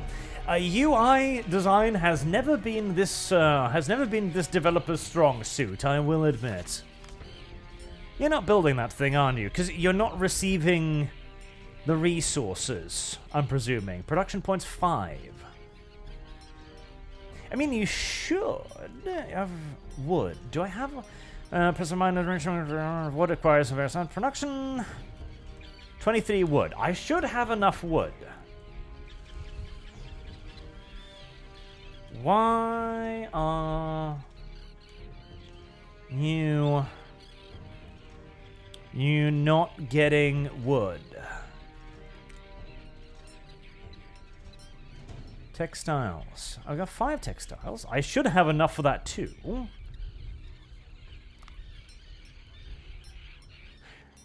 I am genuinely confused now, actually.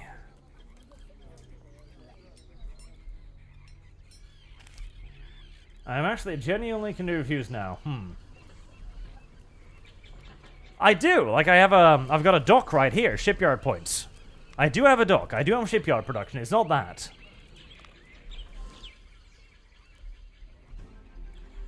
It's a Navy gun? Maybe. Like, maybe the green dots are production... Let's see, where the hell was the production tab? There. Aha! That's why. The green dots are production thingies. But if the green dots are production thingies... That's a weird system, but okay. But if the green dots are production thingies, then why is the underrated cutter not getting any? Because the docks are right there.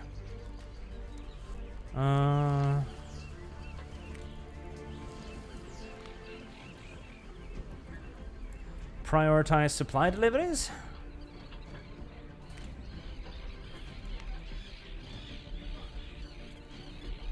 Maybe, because I think everything is being produced in Hartford right now. So maybe if there's prioritized deliveries...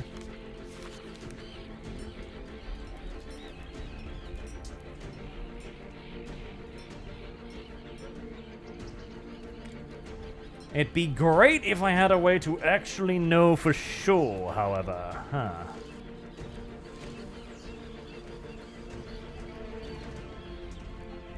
Alright, what if I just... No. Okay, so... Shipbuilding points. So it gives me 0 shipbuilding points. So I guess... But shipyard points 0.5.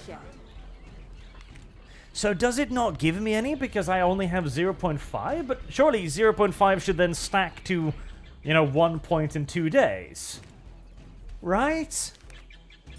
Apparently not. Okay. That's a bit of a weird system, but very well. As I think I've figured it out. Production points, those are for land stuff. Shipyard building points is for ship stuff, which makes sense. But you'd think that 0.5 would then round up into, 1 point. eventually, but it doesn't look like it. I have lost. Shit.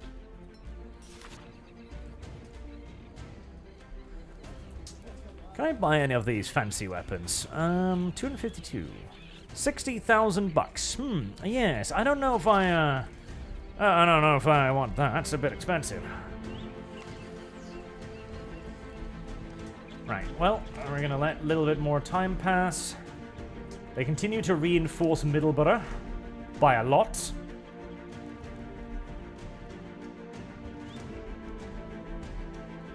Jesus. 2,700 now. It feels like it only gets a little bit worse down there, doesn't it? That's the muskets produced. Fort Stevenson. Let's have a little scouting run up at Fort Stevenson, see what's up there.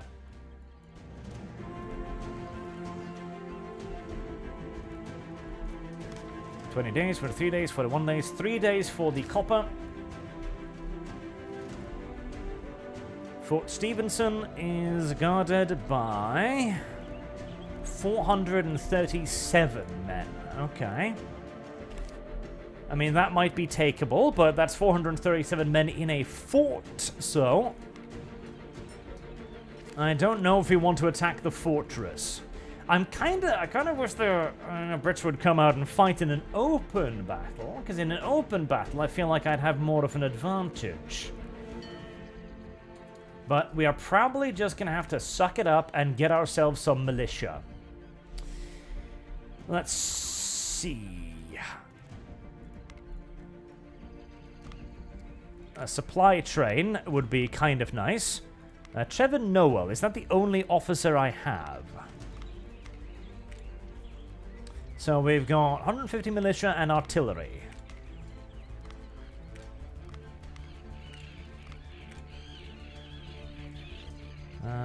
Known professional, low efficiency. Oh, I know.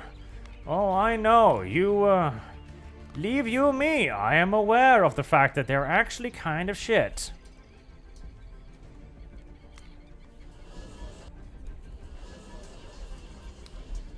Not enough ammunition, not enough provisions. Okay, well, I'm hoping I'm making both. Let's see.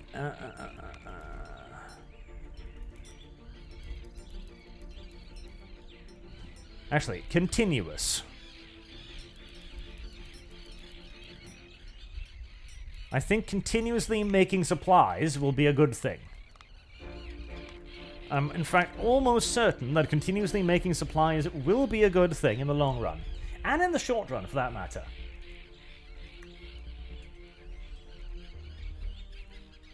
Okay, well, let's build time pass, so let's allow that production to start going. We do get a little bit of trade going out of Newport now. The carpenter's shop is... they are raiding my coastline. Not that I can do dick about that with one ship, so... Oh, 4 ships, yes. I think they're just gonna kind of be allowed to keep sinking my trade then. This officer gathered critical information about British plans.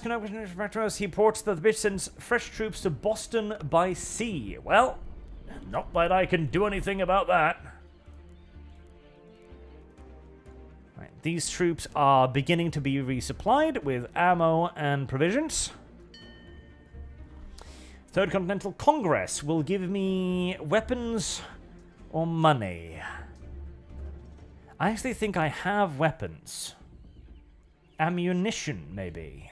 I wish there was an overhang there to be like, hey, this is how much ammo you have, because that would be useful. Ammunition or money, I think, actually. Do I not have enough guns? Oh, I don't have enough artillery cannons. Right. Project tree, that's done. Right. Let's see. +2 officers, +6 coal. Average skills. Intelligence department. Open diplomatic relations allowed to elaborate various projects for the development of an advanced intelligence service. That does sound pretty cool. We'll do that, and we'll spend the 8 points, because why the hell not? Why the hell not, indeed? Can I upgrade that? Printing press. France men decided to dissolve the carbon like that. From this becomes a shock as the LS. So there is like a there is a larger scale diplomacy system as well. Tensions between the French and Spanish are rising. Interesting. So there is like a proper diplomacy system too. I don't have enough guns, but I did just get copper, so I will have enough copper now to produce the remaining guns. Good, good, good, good. X-Nopkick, CXQ, Jesus. Hey, Arch, you remember the game that first captured your imagination and made you a gamer? Honestly, no. Like, that was a very, very long time ago. Probably something like Free Space, I would imagine, one of the earliest game, or KKND, Crush, Kill, and Destroy. Sacrifice, too, of course, was a very early game. I do wish it would remind me of actually, you know, using these things. Officer recruitment. Oh, wait, I can make those do that? Oh, very nice.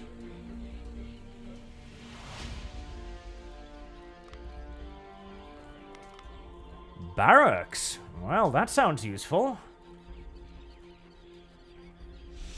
Based on limited American spirit and the constant effort of a new solution in pressing tactical problems. Okay, so that will give me the actual line infantry.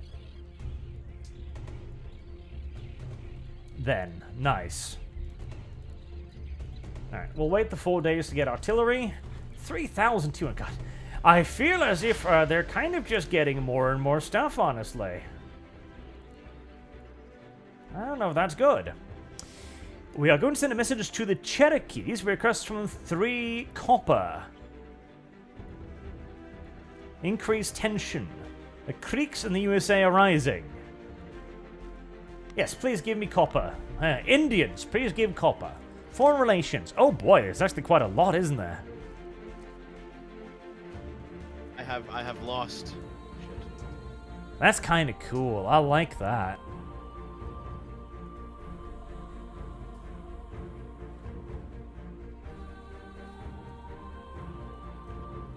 That is really nice. Oh, colonies. Oh, hello. Connecticut and Rhode Island. Okay. The doctrines. Russian time.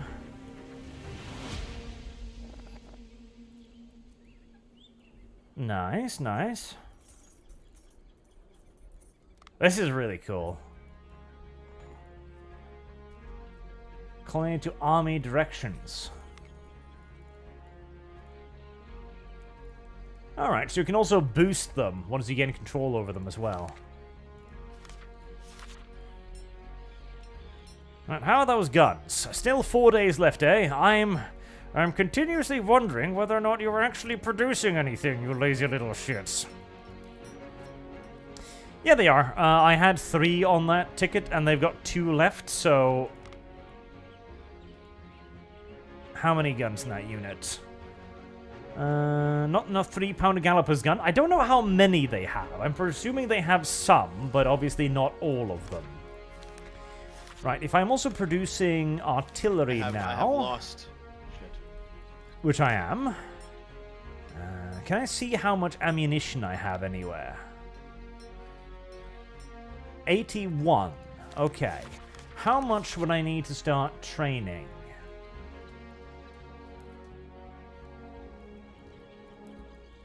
9.21. Okay. So I need 9.21 a day.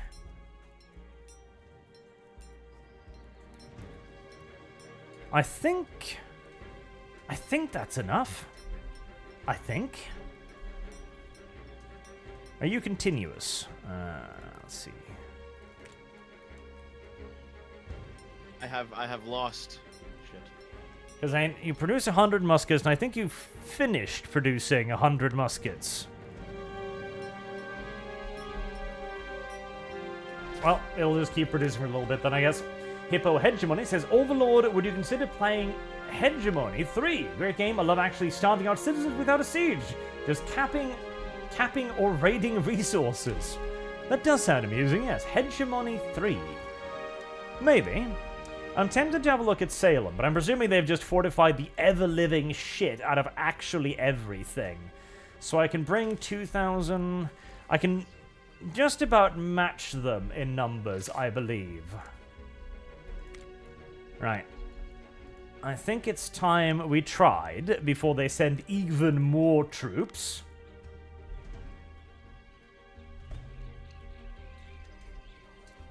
Even more dudes. That's a good idea, Chad. I probably shouldn't build naval guns since apparently I can't build any naval ships. It seems silly to build naval guns if I can't actually, you know, build them.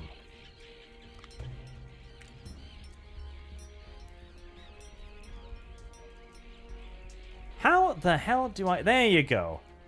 So there's only 10...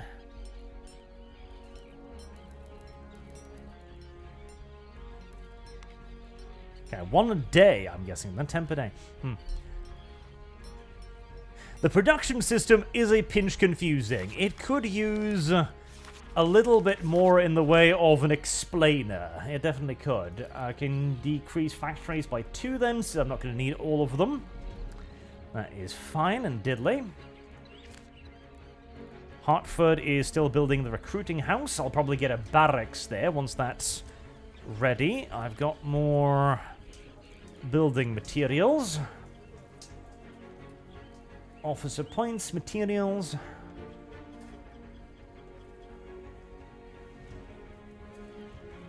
I don't need more recruiting houses. If anything, I need to boost the economy. Textiles. There you go. That would be lovely.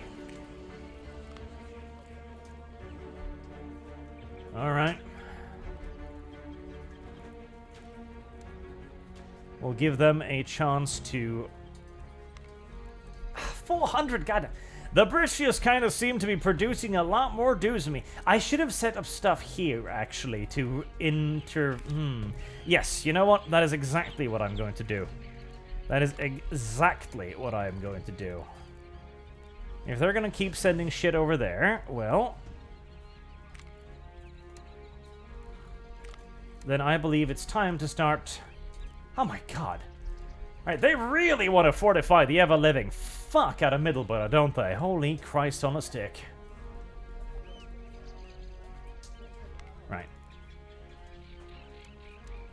Let's go and threaten that supply link, then.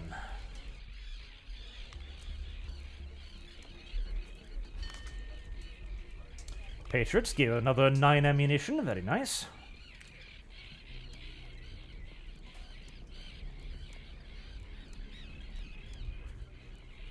Let's sever that. I don't think it's a good thing anymore. Service guarantees citizenship. Oh, are they... for another 400? Jesus Christ. Okay, the AI is very responsive. I'll give it that. Like, it notices where I'm moving, and it's moving stuff to counter it immediately. Oh boy, oh Jesus. It's moving everything, isn't it? What do I want to do?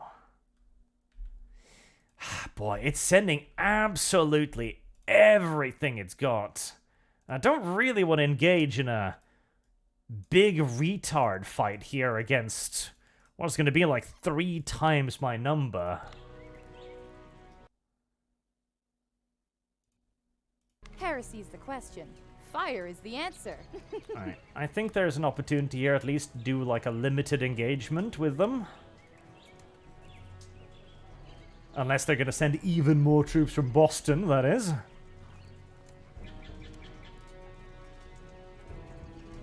Nah, I can't get in between them. They noticed immediately what I was trying to do, and they reacted annoyingly intelligently, which I don't like one bit. I don't like one little bit that they were smart enough to do that. Okay. let's see here. Nah, that includes everything. Oh, Jesus.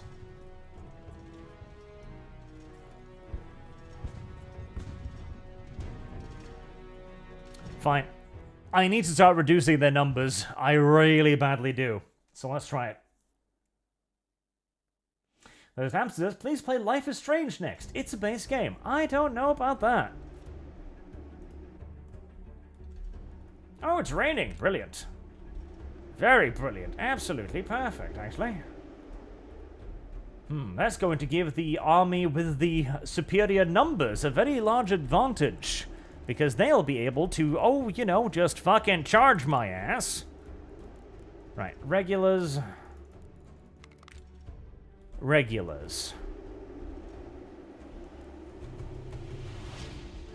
Can I perhaps... It'd be really good if I could join these units together in a control group, because this is not an ideal way of controlling anything, I will say. This is a little bit dumb and derpy. Okay,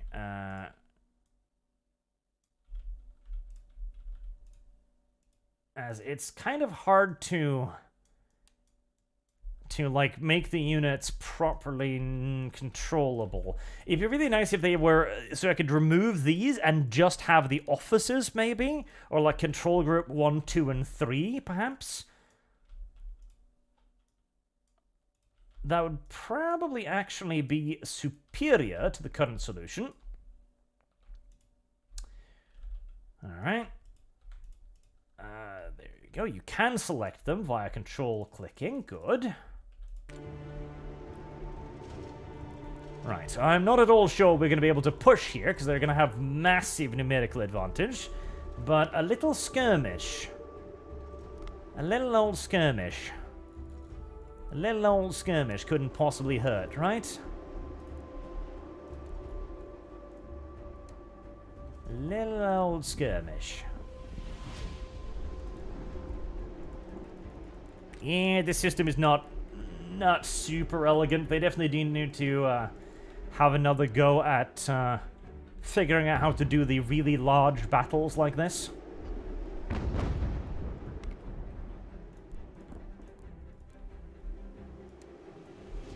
We definitely don't want you to be right in front of our artillery for obvious reasons.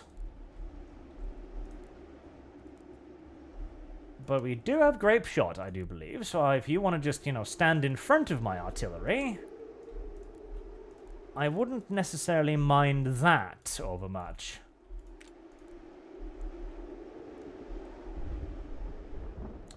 Oh, Jesus.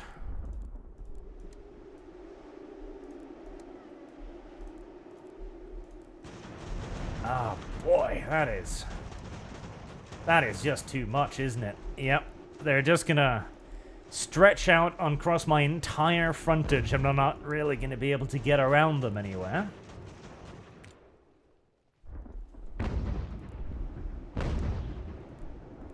Alright, well, if I can keep them in check, I might be able to bait out a reaction.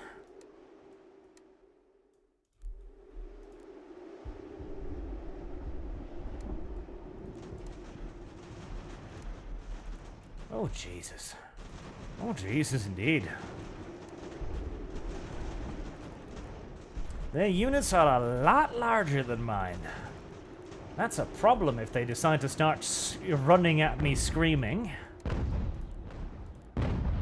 We don't have grape shot. That disappoints me tremendously. Ah, you know, kind of like that. Kind of like that. Alright, countercharge that immediately. Right, no. Why did you stop? Oh, they're actually breaking off. Nice. Why on God's good earth are you facing in that direction? Please, please, please, please, please do not.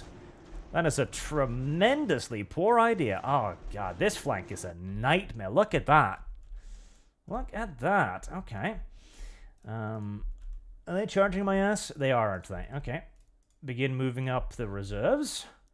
This is gonna get really fucking hectical. Really fucking quickly. Alright, you saw those off. Good. Gonna need reserves there. This flank is gonna get absolutely over fucking ran. Okay, well, if you want to move straight into me, we'll countercharge that.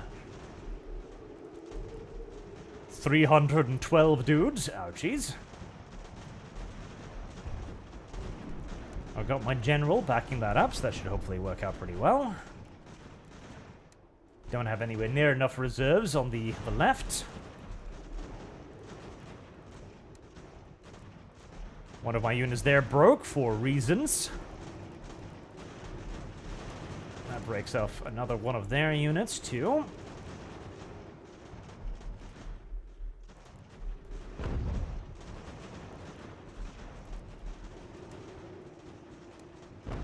Ooh, yep, the fact that they've just got a lot more width than me is going to turn out very badly in the long run.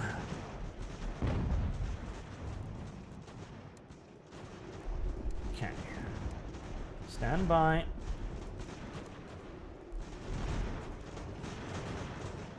The firing in the center is working out reasonably well for me.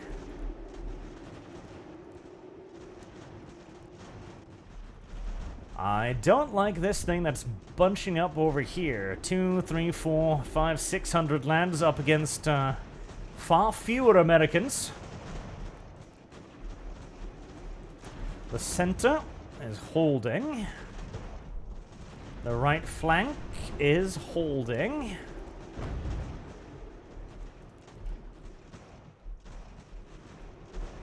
I don't know if I'm out killing them. I don't think I am. In fact, I think they're out killing me.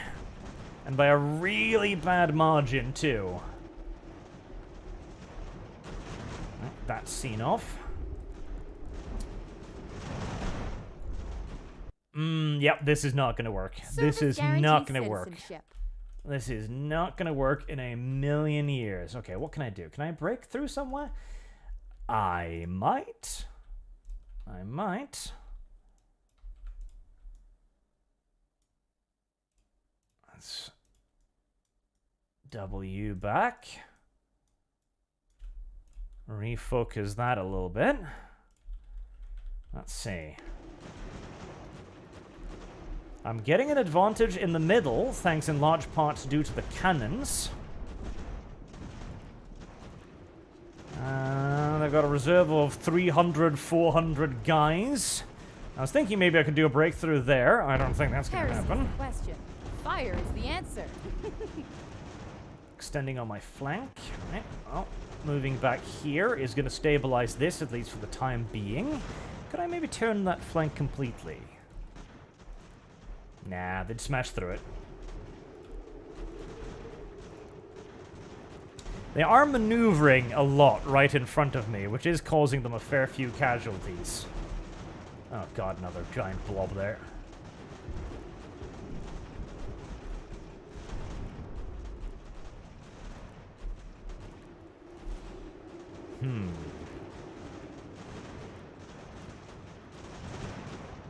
Yep, I am just getting ridiculously badly outshot.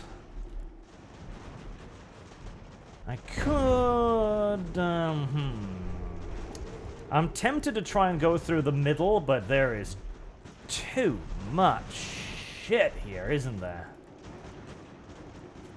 If I charge that, I'm going to need to fight myself against 600 dudes. That ain't going to happen.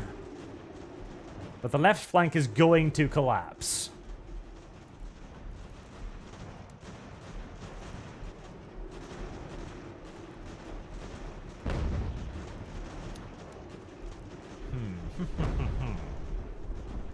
The right flank is doing okay for the time being, until those guys get closer.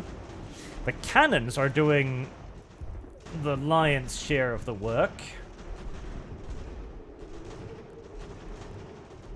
front line's not looking too good.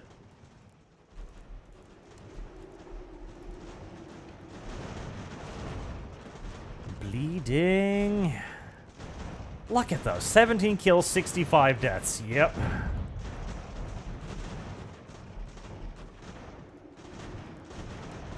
That unit is getting decimated.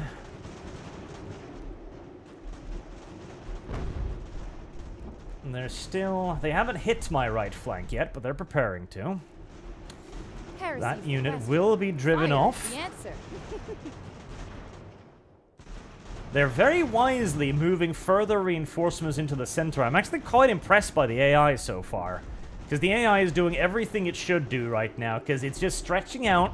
It's like, yep, I'm just going to use my ridiculous numerical superiority, and there's not really anything you can do about that. I'm like, yeah, there actually isn't.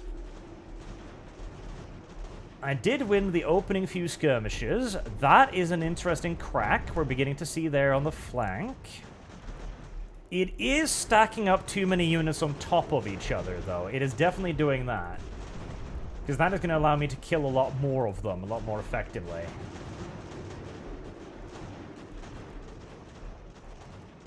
Skirmishing over here is... It's working. It's not working well, but it's delaying them, which is all I need. As the left flank bleeds.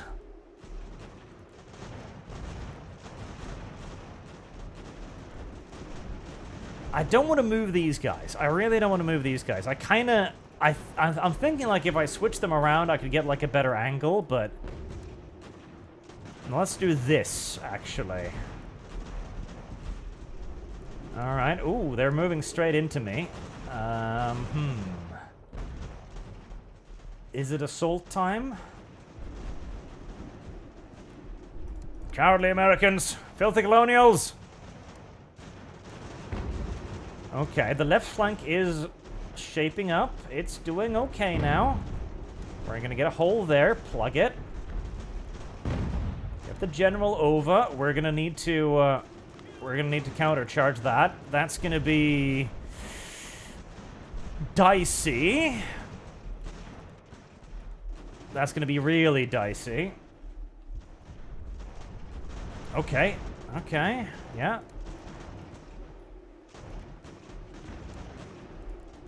Oh boy.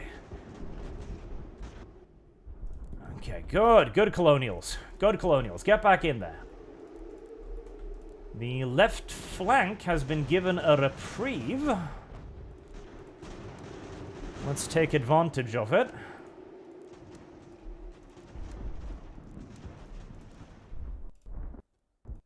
Oh. Oh no. Oh no.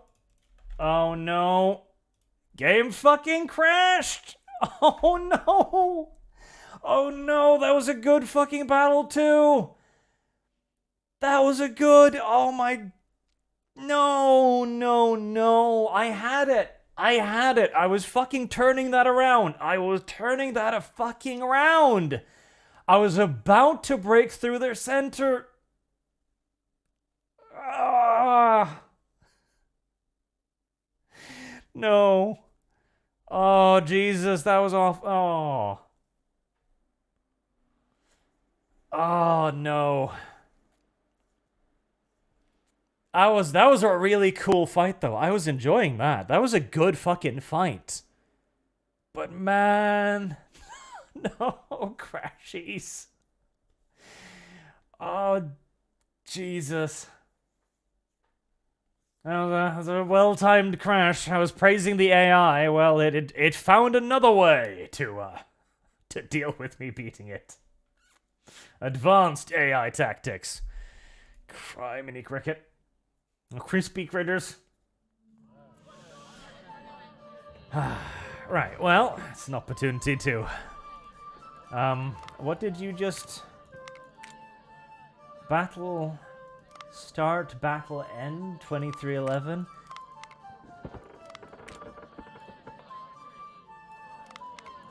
Is that the one? Oh god. AI always wins. Oh boy, oh boy, oh boy, oh boy. Alright, well, before that, Real Holson says, "Hey Arch, I suppose there's no way to try to convince V not to break the campaign this time. Also, watching you play a generous character off the original game made me feel genuinely uncomfortable." Good, that's the aim of it. John Browning's Ghost says, "Arch, have you played War of Rights? No shooter I ever played has had the same feeling of success when you have competent leadership and disciplined teammates. I haven't played it, I own it, and I'm very tempted to. So, for some time." And John Browning Goes also says, "Arch, have you played War of Rights?" That's the same one twice. Well, thank you for the $20 then, I suppose. Thank you. But I haven't played it. It does seem like a very cool game, though, so hopefully at some point in the future.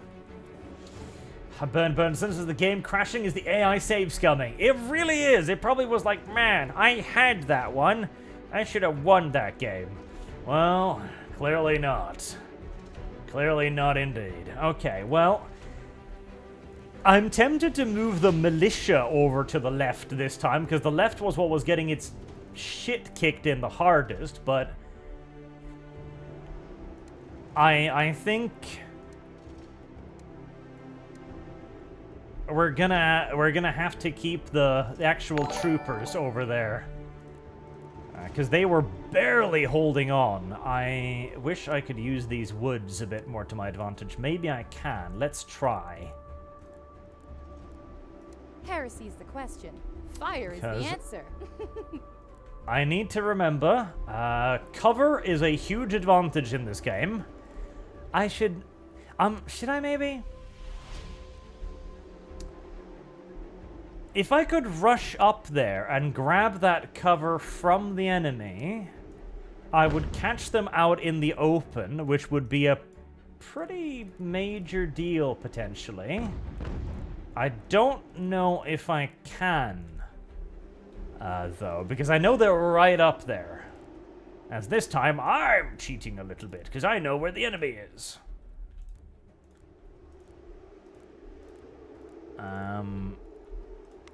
Double time it. Let's fucking try. Let's fucking go. Let's fucking go.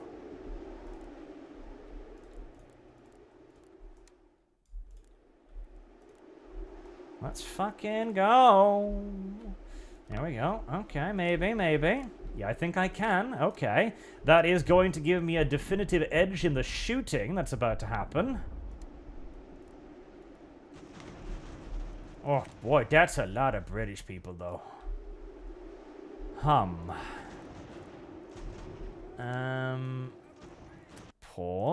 Okay, let me just line this up correctly. It's an awful lot of British people.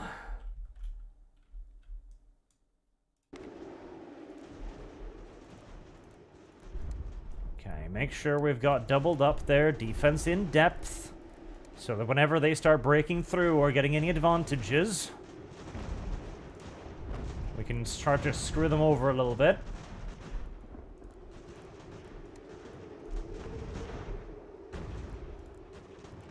Alright. Keep moving. Oof. I don't know about this. This is, yeah, that's an awful lot of concentrated Brit Bong right there. Heresy's the question. That's an awful lot of concentrated Brit Bong. Oh boy. Oh Jesus. Oh Johnson. Oh my. Alright.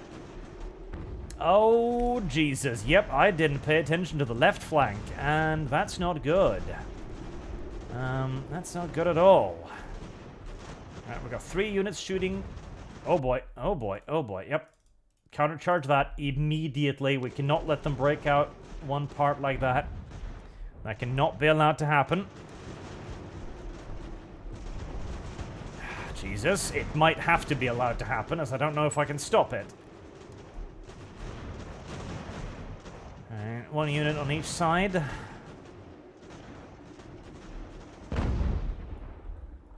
Any other major moves or rushes? Not yet. Come on, colonials. Fight for your pathetic homeland, you little shits. Come on. Freedom and all that nonsense you claim to worship. Get in there. Oh, they're doubling down. Okay, yep, I'm gonna need to double down too. Yep, fuck it. Double down, triple down, quadruple down. Fucking druple down. Get in there. Get in there. Fucking colonials!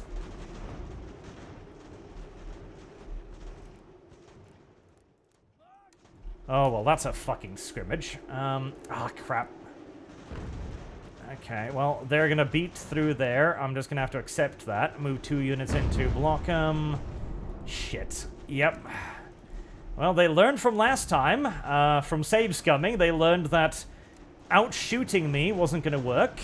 So simply just throwing every unit they have at me instead was their next option, and it's working out a lot better. Please don't start moving. Please just stay there shooting. You should not be moving. Okay. Good. You managed to stop that. I'm gonna need you in there. You and Yoko. Now you're exhausted. They're gonna rout. Yep, they are actually just gonna mass retard charge me, and I don't think I can do shit against that, actually. Unironically, the AI just hitting the melee button on every unit is probably not something that I can do anything about. Yep, they've crushed through their... Yep.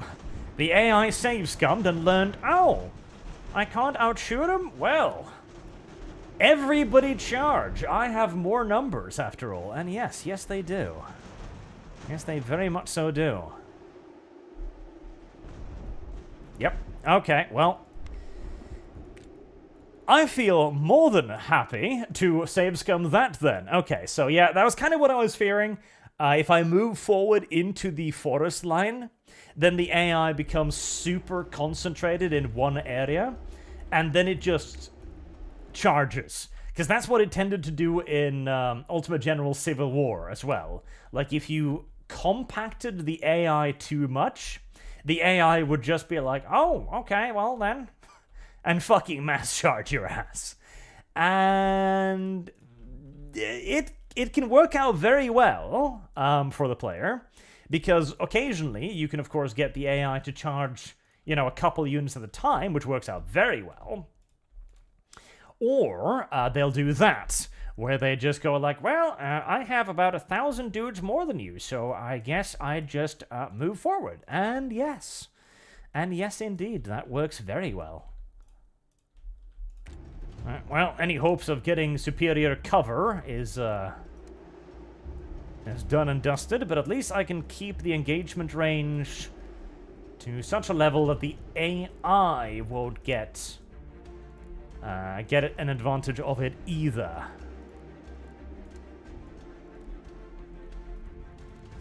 Sometimes the simple tactics are the best. In fact, a lot of the time, the simple tactics are going to be the best.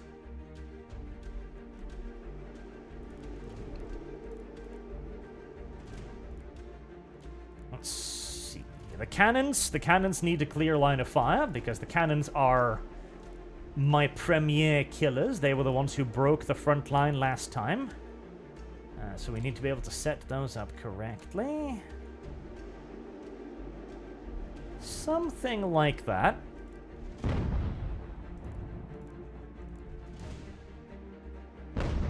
And something like that.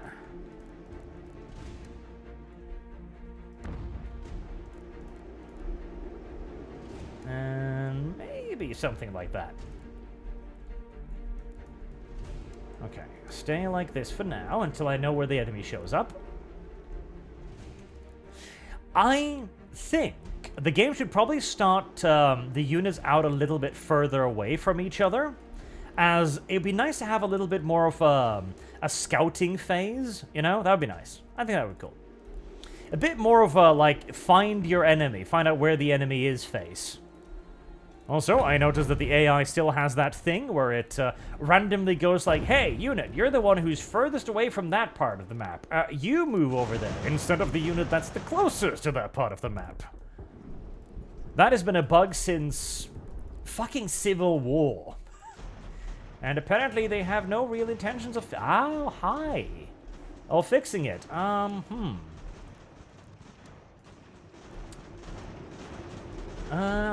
Indeed.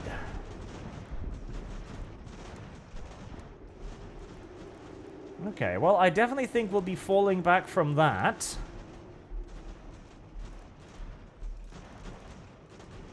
Okay, make sure we've got flanking fire here, or more correctly, flanking support.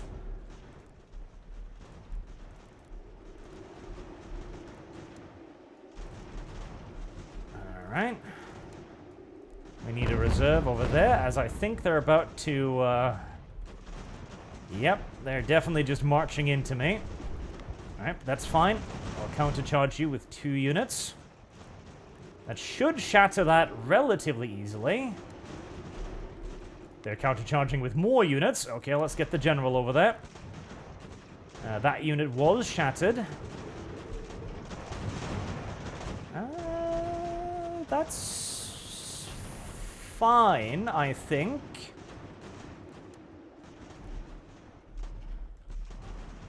Oh boy, that's some big old attack columns coming in over there. Right, make sure we've got reserves all over the place. I don't know if this is fine. Yes, it is fine. It is fine. It is a hair's breadth from not being fine, but that was fine. Okay. Retire those 2 units, replace it with that one. That actually gives me an opportunity for a little bit of flanking fire too, which is excellent. Please form an ordered line, colonials. I know the colonial mind struggles with things like order and discipline and basic formation.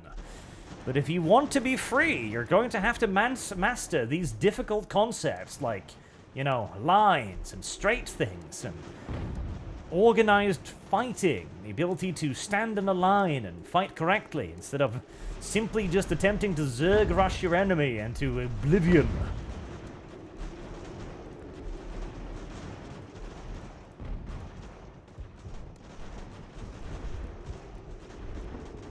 Okay, good, good.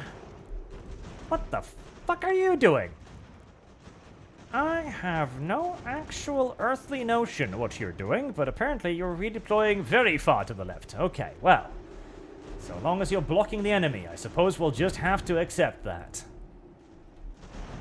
Okay, we've got good lines of fire. The artillery's got a good shot there as well. I don't love this bulge in my front line, if I'm to be honest.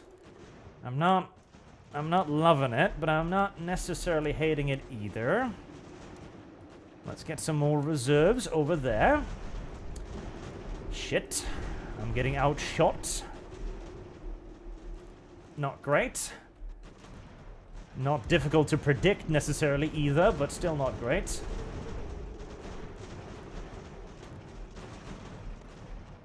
Right, how are we doing?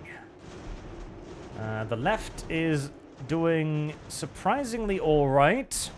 Absalom Gibbs here has had his units absolutely pounded.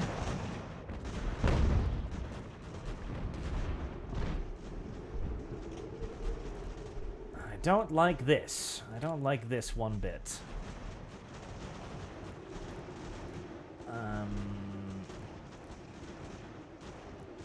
I'm not sure about that. I think maybe, are you going to get flank shot from that now? Because, yeah, you don't know what to engage now, do you? Because you're retarded. Okay, keep shooting that. That's fine. Right, you can go over there. Reinforce that. They're breaking through. Not good. We're breaking through a little bit here. Reposition those. I wish I had another general to keep morale up on the other side. The center is beginning to flag a little bit. The right flank is beginning to flag a lot. Oh, Jesus. I think the AI might have save-scout me out of my one good victory, which is mildly frustrating. Oh, are we getting a mass charge? Oh, no, not you, not you, not you. You keep shooting. We are indeed. Alright, we're gonna need to throw everything into that. Reposition quickly. Get the general over there. Cannon's getting a little bit naked. Let's try and fix that. Alright, that'll buy me some more time.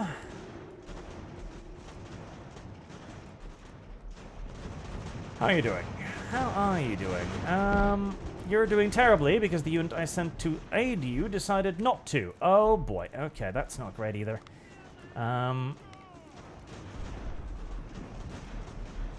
Okay, you managed to hold out against that. Very good, very good.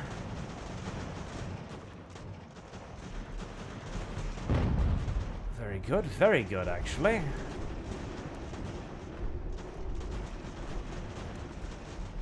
You broke that too? Alright. Alright. It's getting better. The right flank is still an absolute fucking disaster. And here comes another mass charge. Where's the general? There you are. Double time it, old boy. I'm not gonna be able to stop that, alright. Am I? I don't think so. Throw what we've got in there. Oh, the right flank just collapsed completely. Yes. More or less completely. Okay, they'll be able to see that off, which is something. Okay, get back.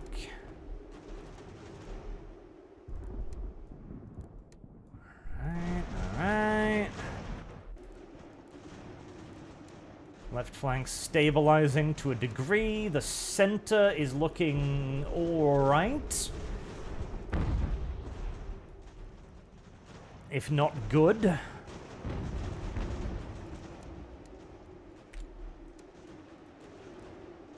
Still too many dudes.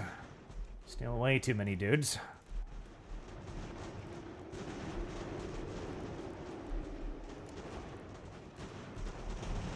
Ooh, don't like that.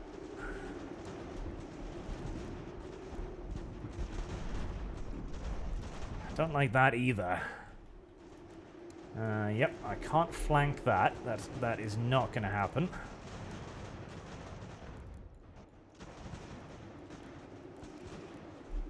Are you? Yes. Alright. Another mass charge.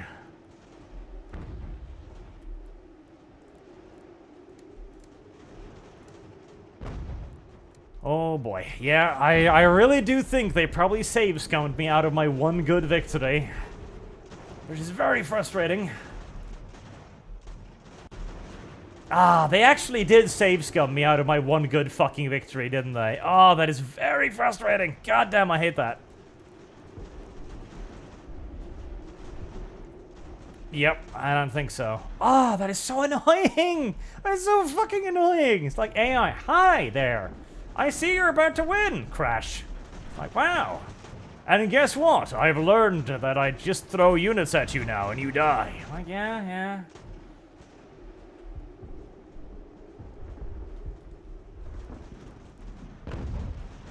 Ah, that is just fucking annoying. That is so frustrating. That is so incredibly frustrating.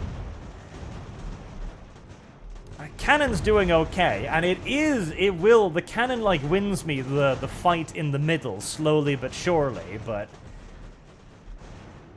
with them throwing everything at the flanks, there's just no holding the flanks.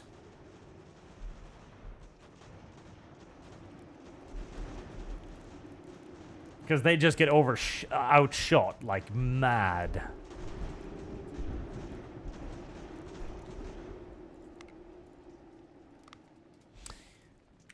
Ah, damn it. I think there's probably honestly no option but to just sit on my ass for a while and wait until I get regulars, because the militia just can't do it. The militia just can't do it.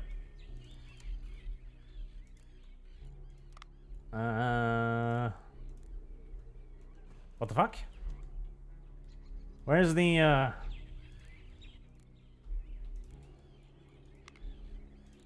Where's the fog of war?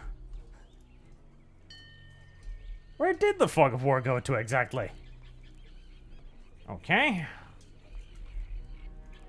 Interesting. Let me try and...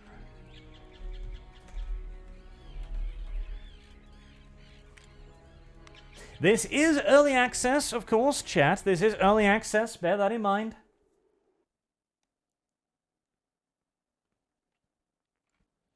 Let's see. I would like to have the fog of war back on video game, please, if you don't mind. There we go. Thank you very much, video game. Right, that puts us a fair bit back in time. I think I might abuse that a little bit. See, I feel like no matter what I do to the AI right now, it's 100% justified, honestly. I feel like it's actually beyond justified, so I definitely want... What was it? I needed a weaver's house, didn't I? That was something I needed.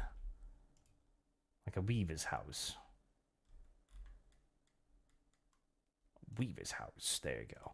And maybe a fur trader? Oh, I can't buy that. Wait, what? I thought 6? Wait, do I have 6, though. It costs 6. Not enough resources, but I have 6. What do you mean I don't have enough? What do you mean, video game? You seem to be lying to me. Okay, let me set up the production so now that I actually know how it works. Naval guns, absolutely nothing. Ammunition, I feel like that should probably have been in there to begin with. Like, oh, hey, you should probably be producing ammo. Yeah, you probably should. It's a very, very fine argument to be made for the continued production of ammunition. And let's say, like... 200 muskets?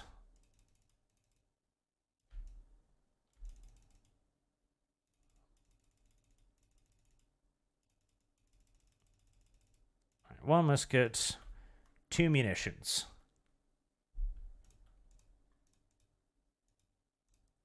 That'll keep stuff busy for the time being.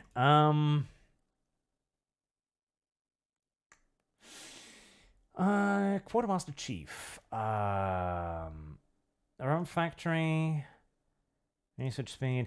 It was you, wasn't it, who could get the barracks? Yes, you could get the barracks. Okay, well, buy that. And... blacksmith's shop. Magazine. Ammunition storage. 4-pounder Galloper guns. 2-pounder Galloper guns. Mortars Company Ironworks. Howitzers. Okay, I'm not going to get that just yet. I'm going to wait a little bit. And I'm going to save a little bit more of the points. I have lost. Shit. Mr. Comrade Yuri says, I'm recovering from laser eye surgery. Lightest pain, as my friend tells me. You're lasered the gay away. Also, did you see the article where a robot arm crushed a Korean worker because it misidentified him as a box? That sounds like something a robot arm would indeed do. And congratulations on your LASIK. Now you will be able to live life without glasses. A good thing. But that is indeed stuff that industrial machinery does. Industrial machinery will do that because industrial machinery is not designed with the various fail-safes of cooperative robots. And so when you don't have a sufficient safety zone around it, for example, and you have employees that might not understand the danger of a robotic arm capable of exerting a few thousand tons of pressure, you might very easily end up in a situation where somebody stands in a place where they really shouldn't be standing. That is an unfortunate, yet in many cases unavoidable reality.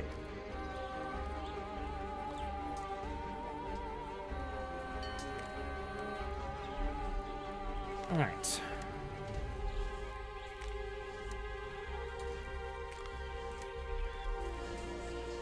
Go on, me boys. This time, we're gonna attack Middleborough before there's 8,000 dudes inside of it. That sounds like a far superior strategy.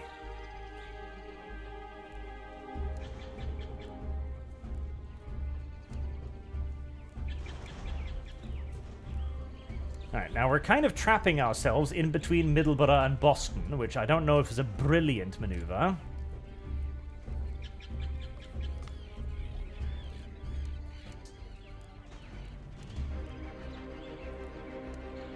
So I'm kind of tempted to try and siege them, but I think maybe, instead of trying to be too fancy and having it bite me in the ass,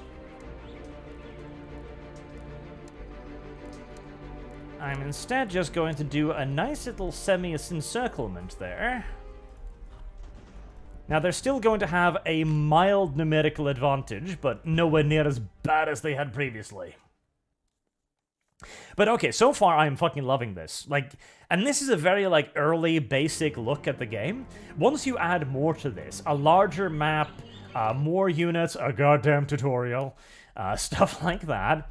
And boy, I want to point out too. So to wrap up my history lesson, because I kind of forgot about that halfway through, what it seems like GameSlab has been trying to do all this time is essentially work their way slowly forward to a situation where they can make proper full-scale Total War games like this. And with Ultimate Admiral Dreadnoughts as well, the theory that I have is that they're going to try and make Total War Victoria, essentially. They're going to make a Victorian War-style game like this, of the Victorian era, with Dreadnoughts, where you go from muskets to, like, full-on Dreadnought warships. And that would be so cool. And it would allow them to kind of outflank Total War. Because Total War has never done that era, and Total War is unlikely to ever do that era. Because Total War tried to do that era, sort of, kind of, in a way, but not really, with Empire, and Empire was an enormous failure. And with Total War right now being in a position where it needs to play things safe, because Sega is breathing down their necks and going, "Oh, you better start earning your money again, you filthy Brits." This is the perfect opportunity for Game Labs to actually sweep in and do something really cool, really big, and really innovative, and take a lot of the wind out of Creative Assembly's sails. Alright, come on now. We can do a little bit of maneuvering. We can do a little bit of that. We can do a little bit of that.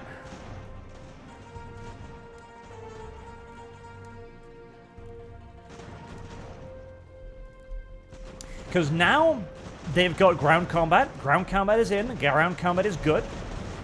They've got the strategic combat with this game. They've got that down pat. It's pretty damn good. I've got very few complaints about it. Oh, what are you doing?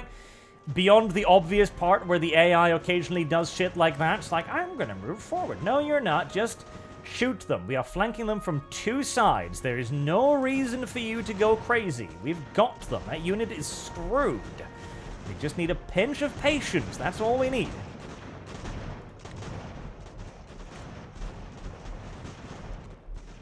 We've got excellent firing solutions on it. Just gun it the fuck down.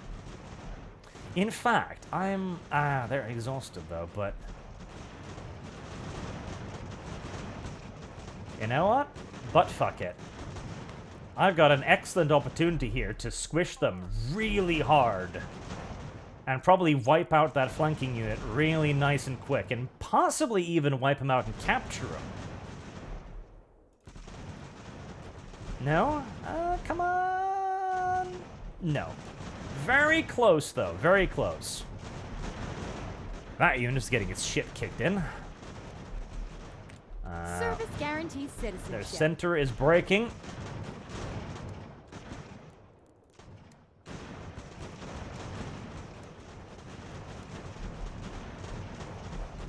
You guys just need to hold those guys off. That's all you need to do.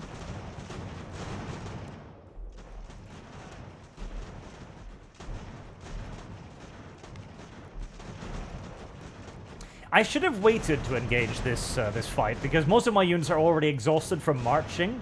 That's another cool little thing too. Like, you shouldn't engage directly from the march, because if you engage directly from the march, well, your dudes are going to be fucking tired, aren't they? That's another excellent little thing that Total War just doesn't do.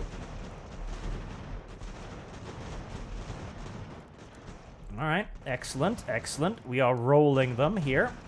This is working out just beautifully.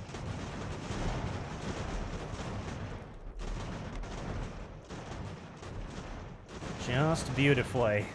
Matthias Halsey is, you know, his unit's going to take 50% casualties, but such is the life of a Matthias, I'm afraid. Alright, they're getting a bit desperate. Countercharge it. We've got the numbers. This should be easy peasy.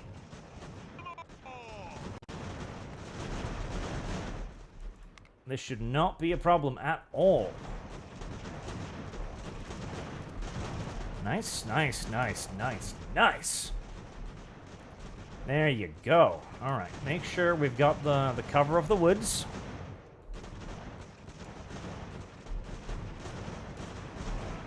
Perfect. Get some reinforcements over there.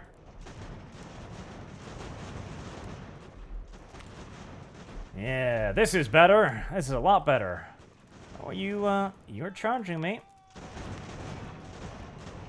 Okay, that's a closer fight. Let's get the general over there.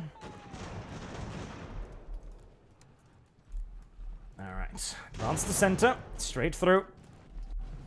Come on, colonials. Service guarantees citizenship. No more humiliation for the colonials. The Zerg, the colonial Zerg will rise again. Unobstructed, undefeated.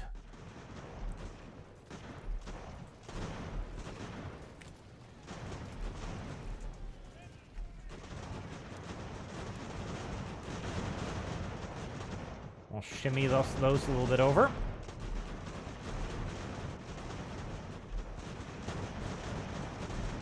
Beautiful. Beautiful.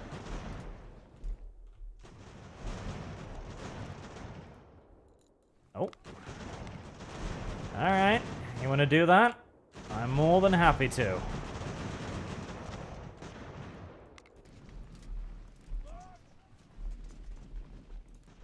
That unit did rally, but that shouldn't be much of a problem.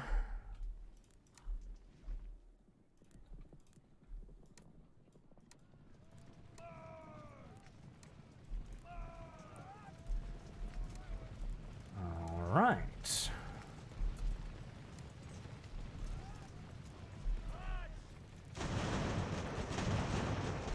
Shattered. Brilliant.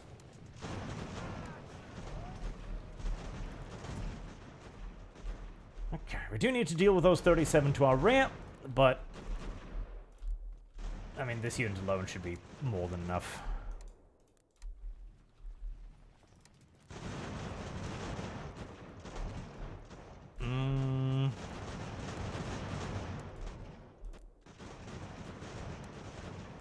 You cockblock that, and the 100 will rejoin the main battle line. Are you charging me? Alright, I mean, I don't mind it. It's fine by me.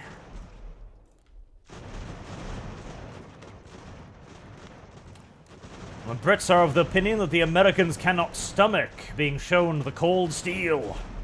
What they don't know is that the Americans actually quite like the cold steel. They enjoy it. They enjoy its gentle caress. They find it soothing and erotically fun, yes. Erotically enticing, in fact. It's long and hard, and all Americans like long and hard things because they are a nation of homosexuals. Not quite to the degree of the British, mind you, but nevertheless.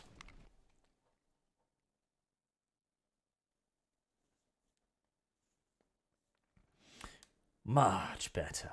Much, much better.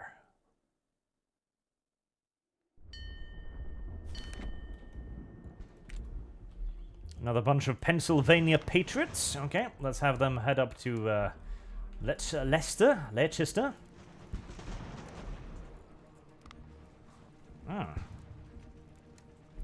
Another 500 men are moving out from Boston, are they? Actually, let's mobilize you to Providence. Jesus. Okay, they're gonna throw another 500 at me. We'll take it.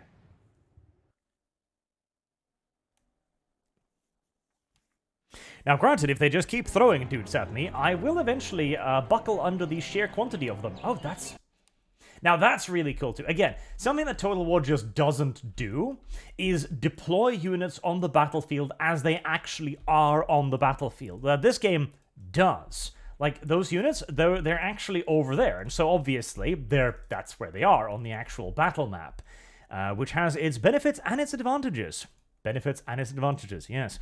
Benefits and its disadvantages, like now, right now, for example, my front line here is looking damnably thin.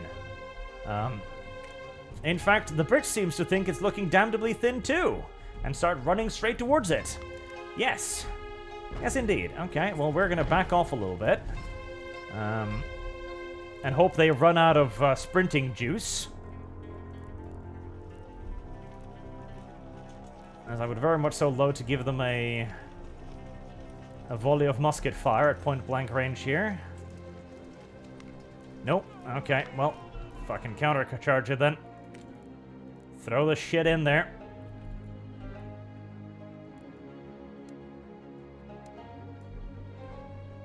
Oh, that's more shit behind me than I was expecting, but that's fine. There we go. Their little retarded bum charge has been defeated.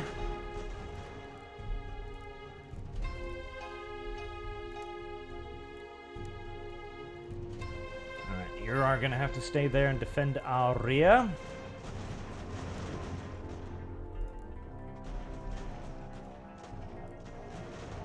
Good.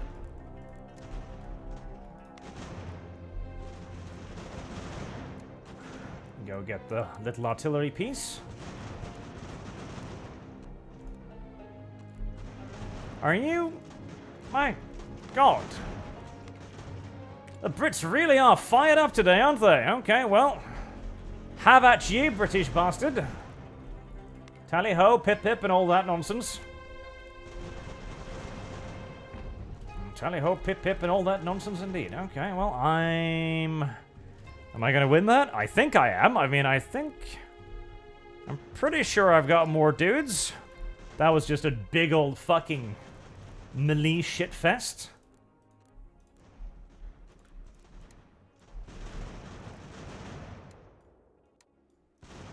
Alright. Cavalry, or artillery more correctly, has been driven off. That one unit was driven off. Do I have enough dudes to get over there? I'm tempted to send the general, but it's too late now. He's not going to get there in time to make much of the way of a difference. Right. Let's rally our guys here. Put fire on them from multiple directions. That is a closer fight than I wanted it to be. But looks like the Americans came out on top. Good.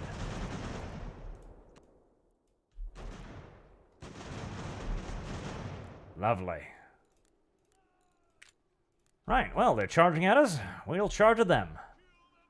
Cut down as many little redcoats as you can. God, I need some cavalry so bad. I need some cavalry so very fucking bad.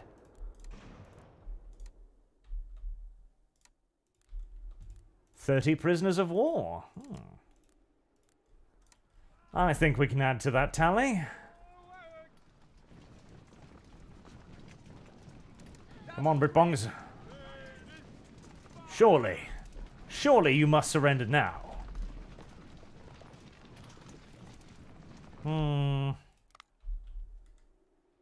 Tragically, the Americans might be fond of the cold hard steel, but they seem... Oh, maybe, no. They seem inept at applying it. Come on, 30 left. Come on. Like one volley and they'll shatter. Come on. Just shoot him. Ah, darn it. What about you? Shoot him. Close enough.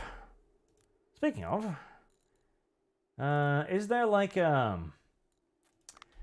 stat screen? I would love to see like a stat screen of like how many, died and shit. That'd be useful. Do we not have that? Because that'd be really good. That'd be really nice.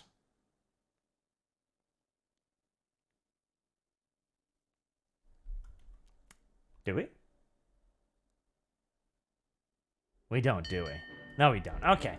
That is definitely something that Games Lab needs to add then. A nice end of battle stat screen. That's absolutely necessary, because I want to see what units did what. I want to see how well they did, and I want to see the casualties they had, etc., etc. All of that is good shit, and very valuable information, of course. Oh boy, more fucking Brits? You fucking sure? I don't know.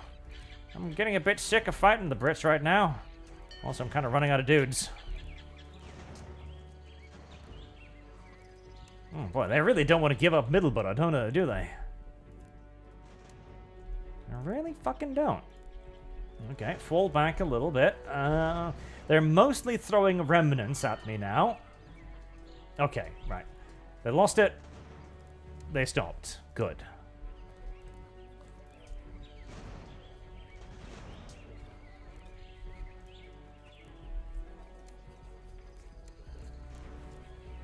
Let's see.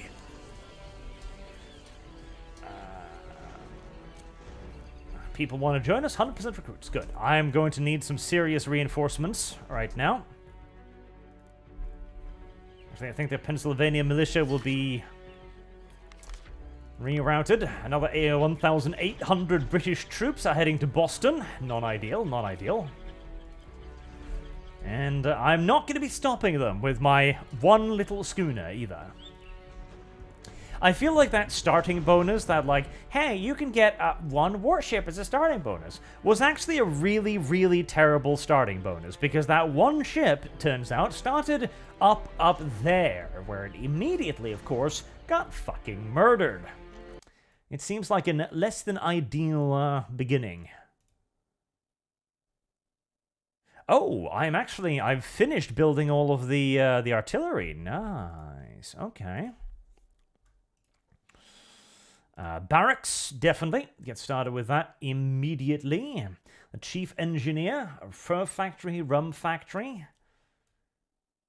Firearm production, ship maintenance cost, new rifles, hunter rifles. Ooh, yes. Okay, that's going to take 42 days.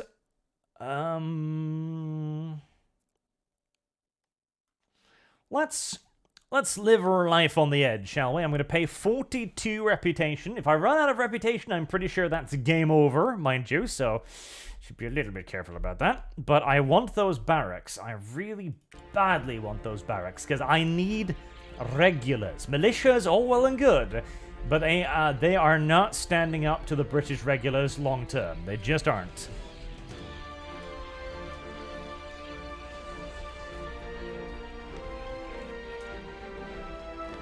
Fur trader. Oh. No, they weren't moving. Desert Hamster says we need to bring back the Tide Pod Challenge. Do we? Well, it certainly was a Darwin Award moment, if nothing else. And Desert Hamster also says we need to bring part of her. But my Streamlabs is just derping itself right now, isn't it? But Kenneth Leo says, think you can pull a Nathaniel Green. I don't even know what that is. My donation backend is just derping itself today. So John has been a member for 11 months and says, a feature of clerics is they can exchange any spell for lay on hands. Can they? Well, not my cleric. I've decided that my cleric is not capable of doing that. 50 munitions, I will definitely take that. Nice, both of those are fully reinforced now.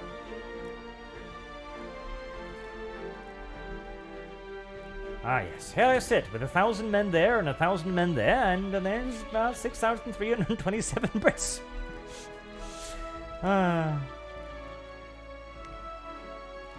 It might not be a perfect situation, but it's a situation, and that's all we can really ask for right now.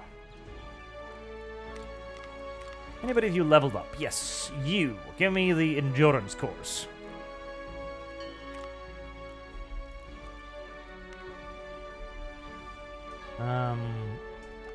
Yep, he's dead. That's unsurprising. Heresy's the question. Fire is the answer. Right. New General Benedict Arnold. I would like another general. I really, really would like another general. It's gonna take me 53 days, though. That's retarded. Continental Army is gonna take me 79 days. Oh, boy.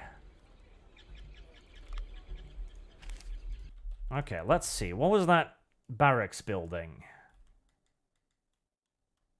Armory and recruiting house.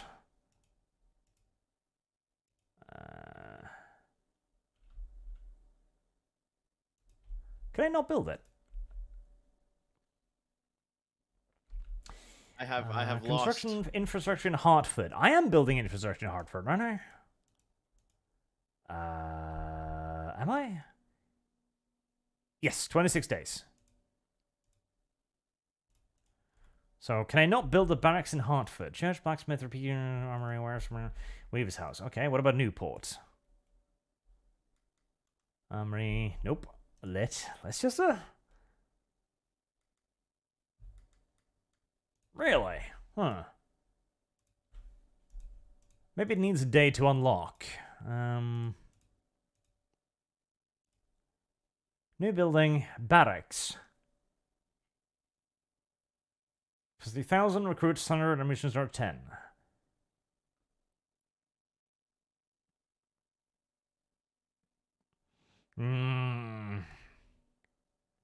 It's the Fusiliers that are the first regular infantry, isn't it? Oh boy.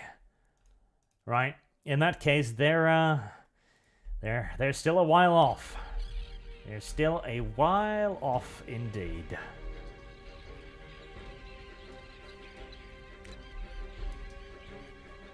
I'm gonna need more artillery. I'm gonna need more artillery badly. Right, the militia regiments. How many guns are in a battery?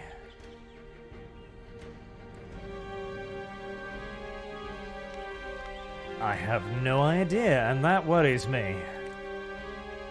Arsenal. Okay, well, we can. Arsenal 6. Right, militia. 1 3-pounder galloping gun, 40. Is that actually 40 civilian muskets, or?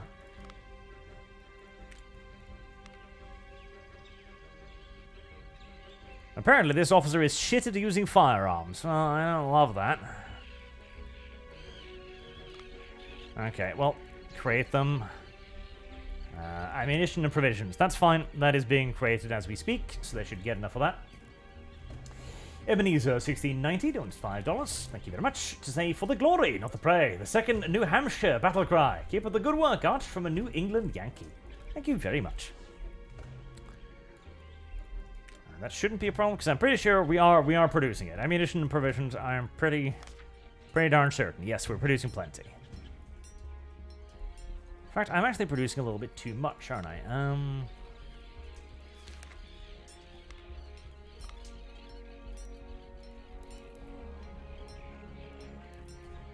Again, another UI complaint I do have now is it's like, hey, this will cost you 1 gun. Service guarantees citizenship. Like that, like 1 gun. Like, okay.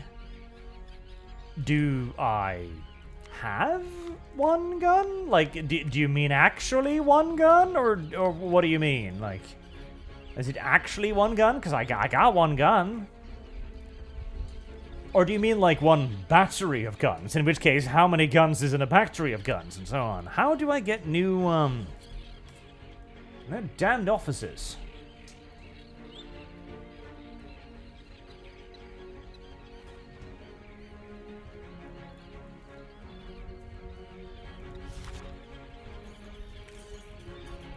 Propaganda, recruiting.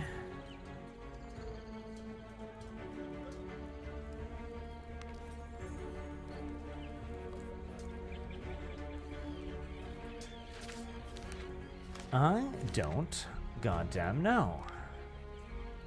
Do you have an officer? I don't think you do you?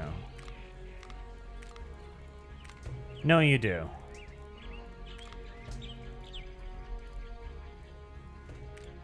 A tutorial would be nice. Okay, so there's a strategic element. Oh, God, I'm a video. Supply network, fog of war. I've figured out those two. It's how to recruit dudes that I'm currently struggling with. Service guarantees citizenship. They mentioned the school, but the school just gives me, like, officer report officers, which is low-rank officers. What I need is actually a high-rank officer. Maybe you can only get them through the research, but I thought that was higher-ranking officers.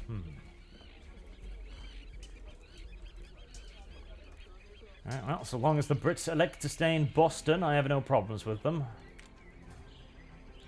Not yet, at least.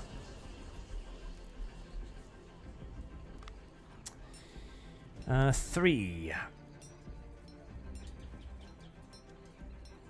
Are still making civilian muskets. Do I need to make civilian muskets? I have 1,832 civilian muskets. No, I don't think I need to make any civilian muskets, so let's cancel that.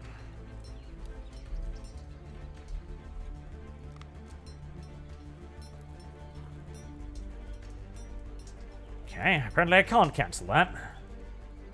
Well, we can just not assign any factories, so we got 87 munitions. We are producing more than we're using, so we can unassign factories, which will save us some money.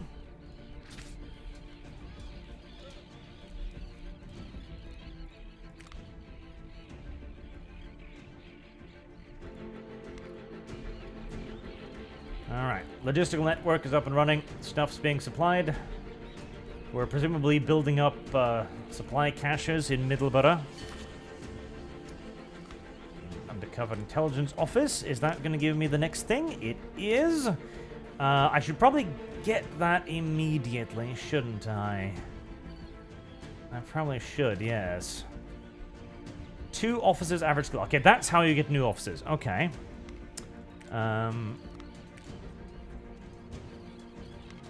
Let's switch that out there. I'm going to pay for it to be done immediately. 9 points. I know video games like, hey, you're running awfully low of that stuff. I know, I know. Recruiting house in Hartford. There. That'll give me another 5, which would keep me safely above the minimum level. Right, let's get you guys moving to Middleborough.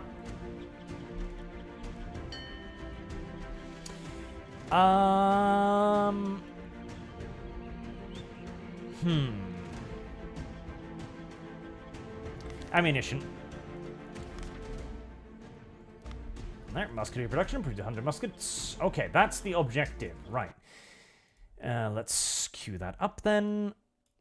Right, you are going to do that because I need it. I kind of hate doing that because I would prefer to just use it on the Continental Army, but fuck it. And that increases research speed. I'm presuming this increases research speeds on everything. At least I damn well hope so. If it doesn't, that would be very sad, honestly.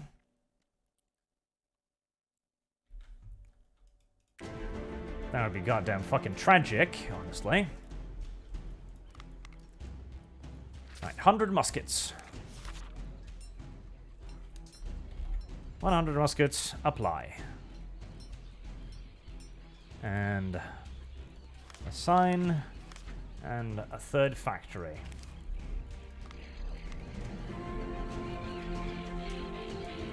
Kenneth Leo says, Quaker general from Rhode Island who saved Washington at Valley Forge and defeated the British campaign in the South and by extension won the war. Oh, so that's how it was. Huh. I must admit, I don't know much about the war for Americans' unjust independence, the illegal war, as I like to call it, of course. I don't know much about it. I do know that most people think it was like a very irregular war. It actually kind of wasn't a very irregular war. I'm still wondering how the fuck I can build boats, though, because I'm genuinely wondering how the fuck I'm supposed to build boats. Because I've got 1 point of boat building. And you'd think I'd be able to upgrade that, but I can't. And nor can I upgrade anything else that builds boats. So... I have no fucking clue.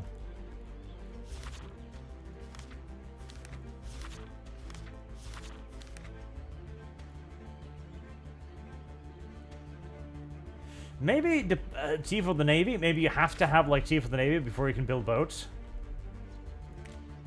The Colony War. Yeah, that's not a bad name for it. The Colony War. When the Americans unjustly left the wonderful British Empire. Weird and strange Americans they are. Are you building? Yes, you are. You are building, right? I hope so. I will say, okay, so they clearly need... This is obviously supposed to just be like the early access tutorial level, right? And that's fine. But they do need more. Like, they need a bigger map. They need more stuff going on. They need more action shit on the map, right? Because you do arrive at this point, and it's like, well... I mean... I can't really attack the British, because there's 8,000 of them. And there's like 2,000 or 3,000 of me, which seems to indicate that me attacking them would be a terrible, terrible idea. And indeed, I am fairly goddamn certain that attacking them would be a terrible, terrible idea. +9 ammunition. We certainly don't mind that. And so you kind of have to sit back and be like, well, I'm going to need to build stuff up. And on a very small map like this, where the objective is right there, that feels dumb. It feels like I'm just sitting here on my ass, right? But on a larger map, that would make a lot more sense. And you should fight off against British loyalists too, because the British have loyalists too. The entire British army wasn't just regulars all the time.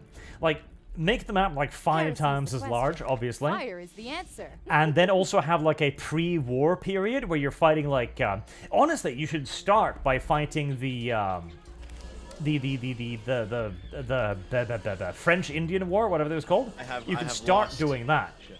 Or fighting off at least some Indian raiders. You know, so some smaller battles first to get you used to all of the various mechanics and styles of the game. Heresy's the question. Fire is I'm the sorry, answer. you really should fucking just pop that up when you've done something, you dumbass video game. Refill coal. Oh, that's a Quartermaster exclusive, is it? Interesting. Okay, well, you can get back to the Continental Army then. Did that get me the officers I was thinking of? Yes, it does. Very nice, very nice. Very good indeed. You've got 7 more days, 3 more days for that. Right, well. Musket production, +5. I am not any further in immediate danger of being fired from my job of commanding the filthy colonials.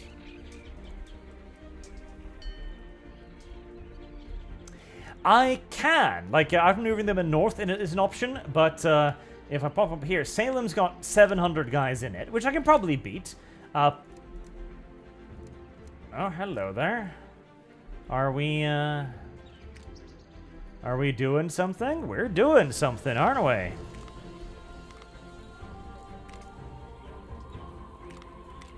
We're doing something, aren't we? Yes, we fucking are. Okay.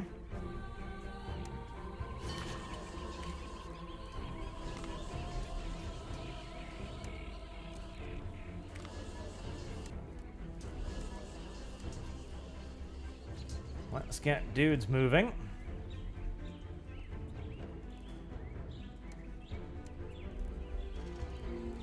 There we go. Something's happening. Good, good, good. I also want to attack the blacksmith shop. Yes, that one. I also really want to attack the fortress in the north because it's lightly guarded. But I don't really want to attack a fortress with, you know, 3-pounder galloper guns as my only weaponry. That feels extraordinarily optimistic to me. Oh, they're gonna go straight in there. Okay, well, the reinforcements are hurrying over as quickly as they can. I'm gonna have to hope that the militia can hold out for long enough for them to actually arrive. Ah, for fuck's sake. Really? You shattered instantly, did you? Wow, that was incredibly disappointing. Like, Jesus. They didn't hold out 5 fucking seconds.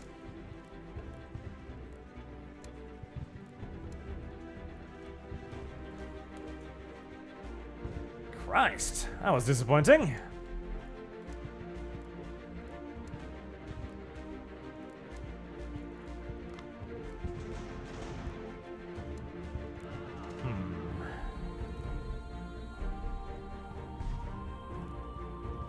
And they're gonna retreat, aren't they?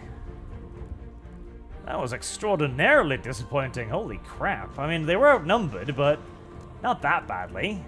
Not instantaneous mass retreat badly.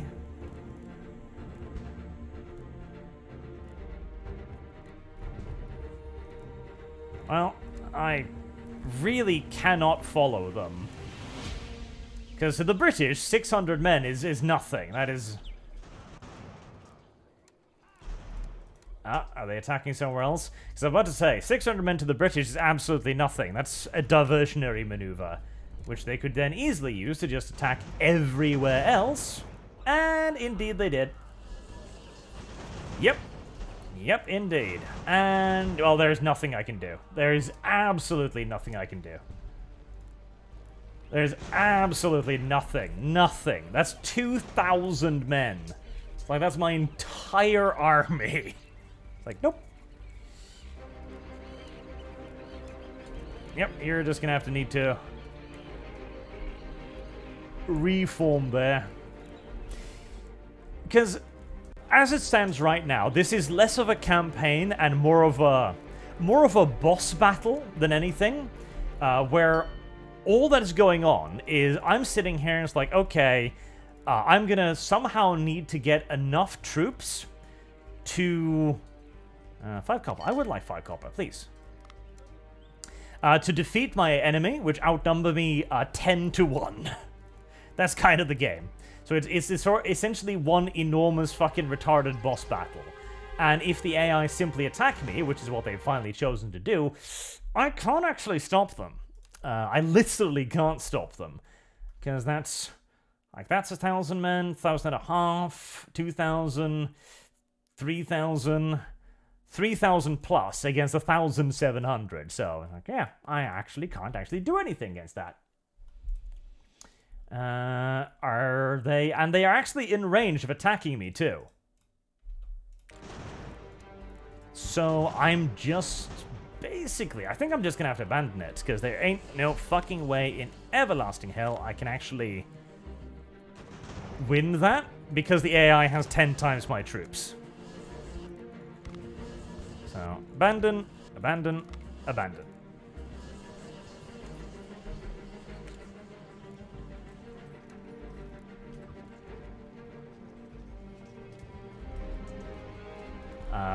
Would you like to, perhaps, disengage? No, you elected to not follow orders and instead get murdered. Fantastic. That makes everything a lot easier when your units just actually simply do not follow commands. That's always an improvement in my experience.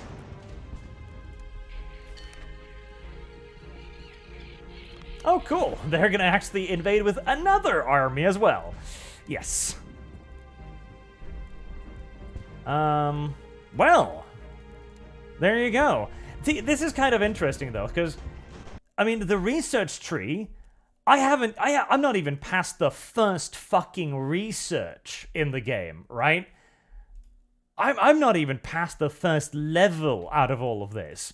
And the AI with 10,000 men versus your 2,000 men is like, well, I think I can just end the war. And like, yeah, I think you can. I don't think there's anything in particular stopping you. As, oh, these battle zones are too fucking big. I might be able to do something here, though. Maybe.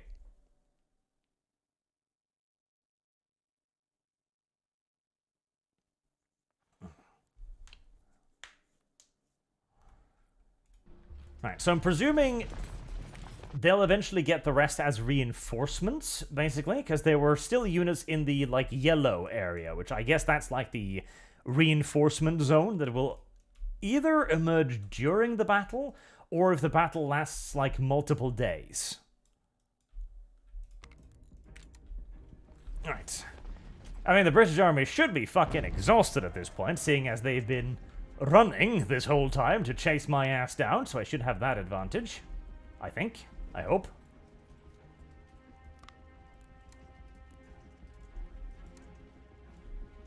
Alright. Form up.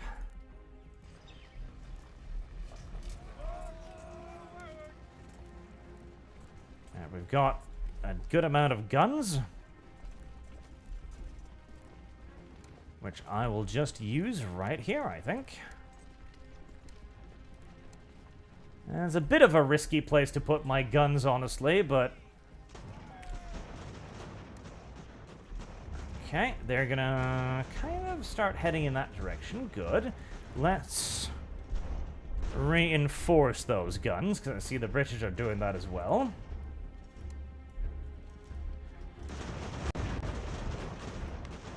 And that is going to give me a pretty good slice of numerical superiority here in the center.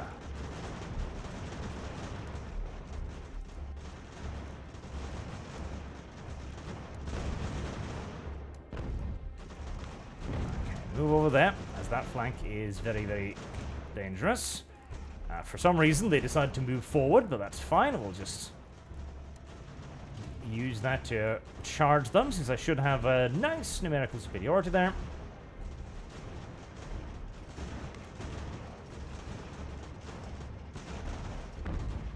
Yep. Very good.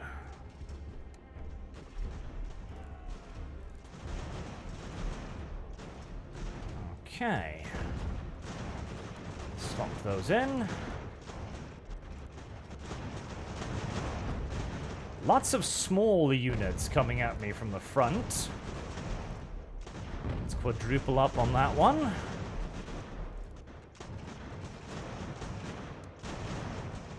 Let's advance, get into cover.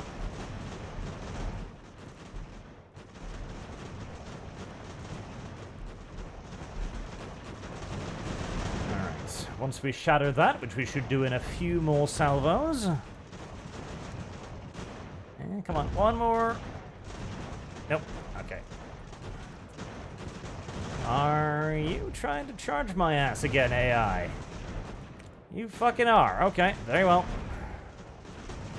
The AI is overly aggressive with its melee. It really is, because it's like, I'm just going to move one unit forward. Yeah, but I do have 2 units there, so maybe you shouldn't just start advancing willy-nilly. I'm thinking it's probably because the AI is thinking to itself that it has regulars, and it's up against militia, so it thinks, okay, well, I'm obviously going to have a superior melee stat to the militia, so if I just advance into melee, then I'll win. And yeah, sure, one-on-one, but it doesn't seem as if the AI is able to appreciate the fact that the militia unit isn't alone, and might, I don't know, be aided by nearby units.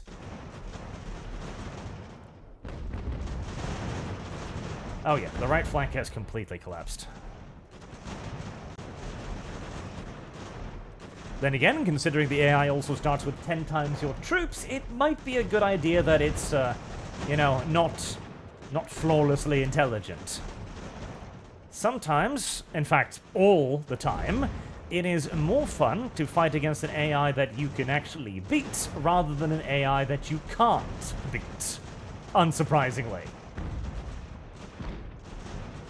Like, nobody wants to play a racing game against an AI that will never make a wrong turn and will always drive the most flawless direction on the track. God, they've got actual skirmishers, fusiliers now. Goddamn shitbags. I haven't even developed fucking horses yet. Somehow.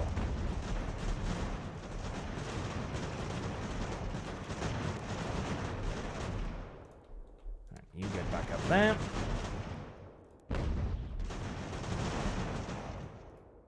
I really want to charge that. In fact, now that that's shattered, I am.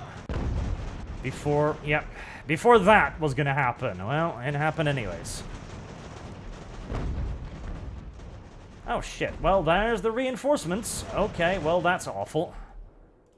It's like, oh no, the reinforcements aren't actually off the map. They'll arrive directly on the map. Oh really now? That's really shitty, in fact. But they'll arrive for slightly further away.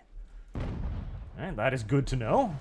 I do wish the game had told me that, like, hey, those massive enemy reinforcements, they can just walk to where you are. Like, okay. I presumed they were more than a day's march away. They were not. Alright, it's a matter of some urgency then to begin wrapping shit up over here.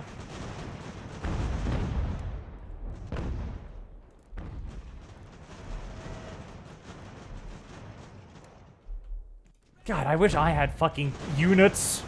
Like, we got artillery, we've got skirmishers, we've got line infantry. Like, yeah, I've got militia. At least I wish I'd had numbers of militia.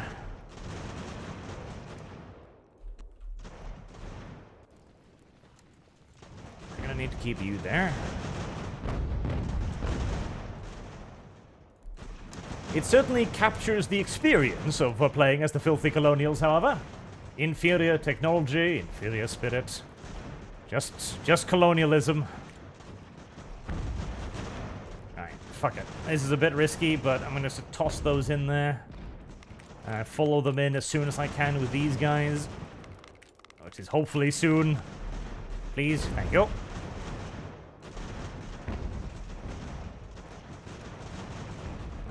Well, I do have good cover over here, so that's something. I really don't like that artillery piece shooting me in the flank, but I don't know what I'm going to do about it just yet.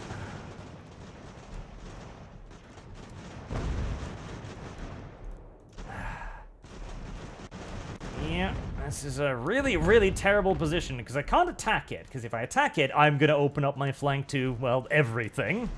And if I leave it be, it's going to keep shooting grape shot into my flanks. It is also a non-ideal. The faster I can crack the left, the faster I can get out of this ass-backward situation.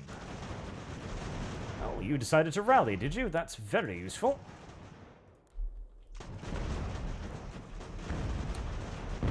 Right. Routing, good.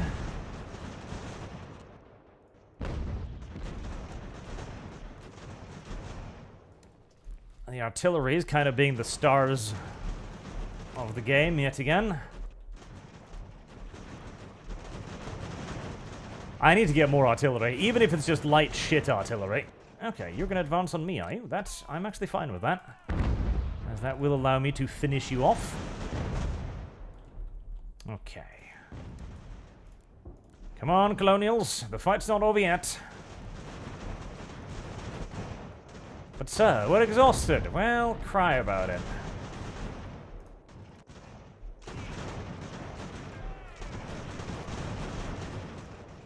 I don't like the position the artillery is in now, though.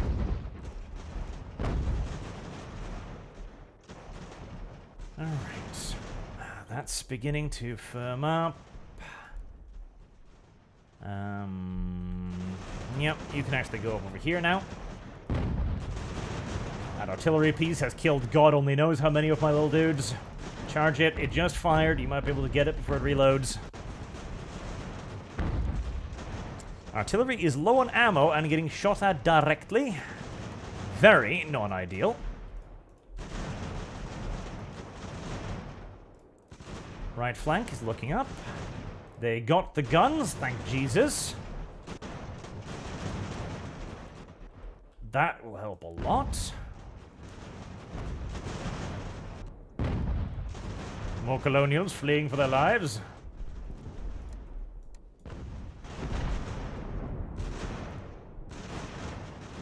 Alright, alright, alright. It's working.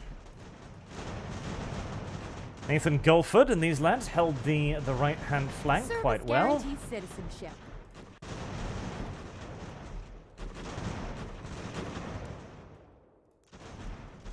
Shattering, good. Right, now it's just a question of outshooting the remnants. Some charging might work too, actually.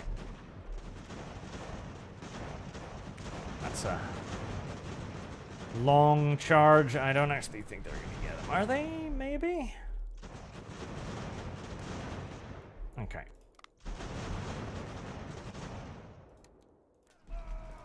Come on. Time to push them away. Ah, they're skirmishers, right? Yep, well, ain't shit I can do about that.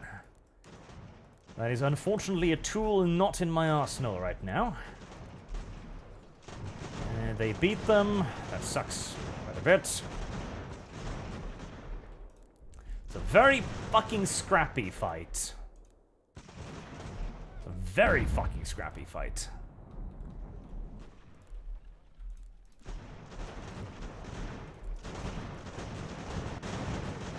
Come on, shatter. Shatter, thank you. Heresy's the question. Fire is the answer. Oh boy.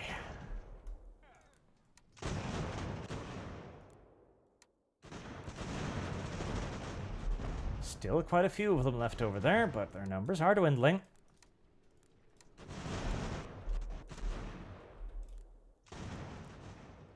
Starting to run out of ammunition.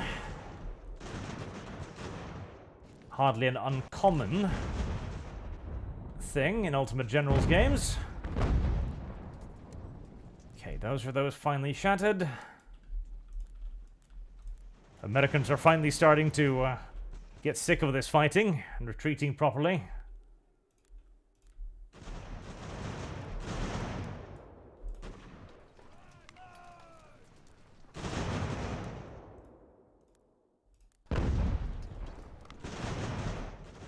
Okay, you are out. Completely dry on ammo.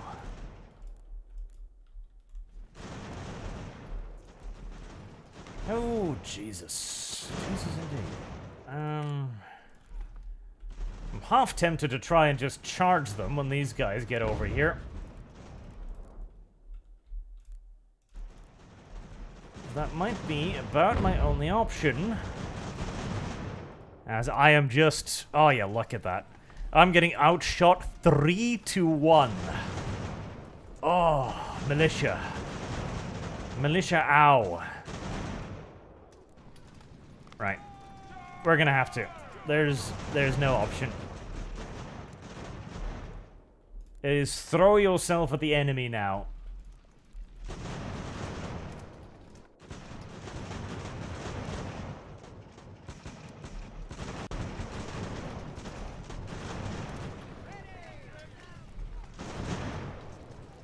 Right.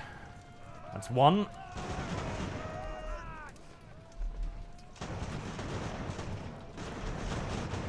I'm worried about charging that because I'm going to get a load of grape shot to the face. Oh, thank God. Right, that was 2 armies practically annihilated.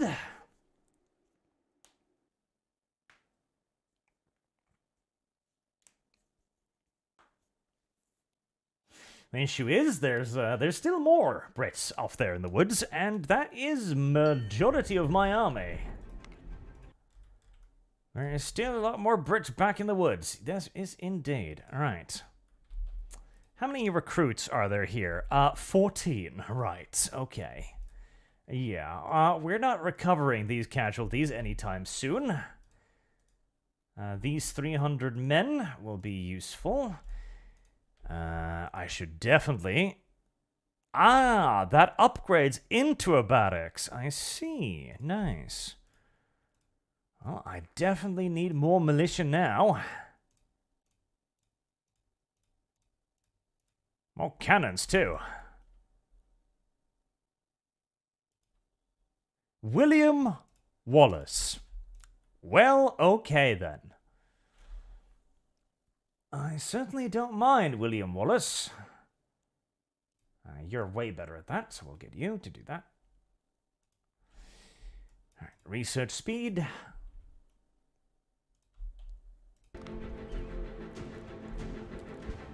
Oh boy. All right, you're gonna have to get in there.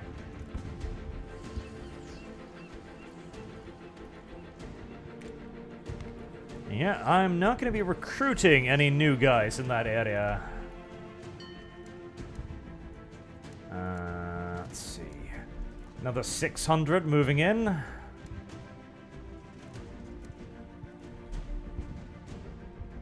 .600 moving up to Leicester, which the militia is not going to be able to resist, so I kind of just got to abandon it. And hope that the reinforcements being built in Hertford will somehow be enough. But I fear the AI can just walk over me right now, honestly.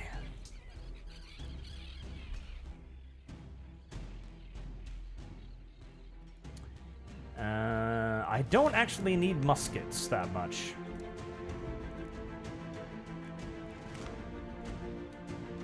Ammunition, low.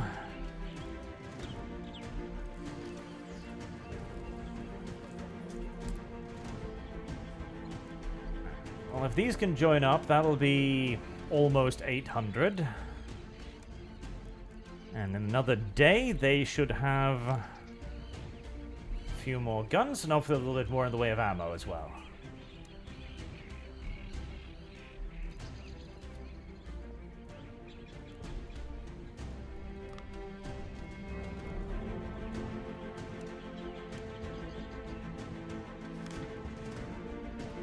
Oh, good. Nice.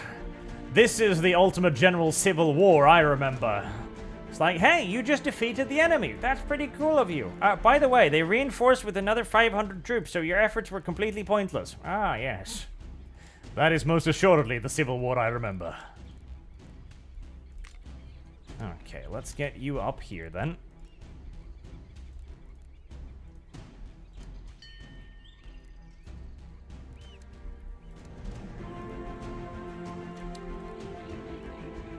Alright, if they arrive, then I'll have a decent number, but there's over 2,000 troops in Providence now. Oh, Jesus.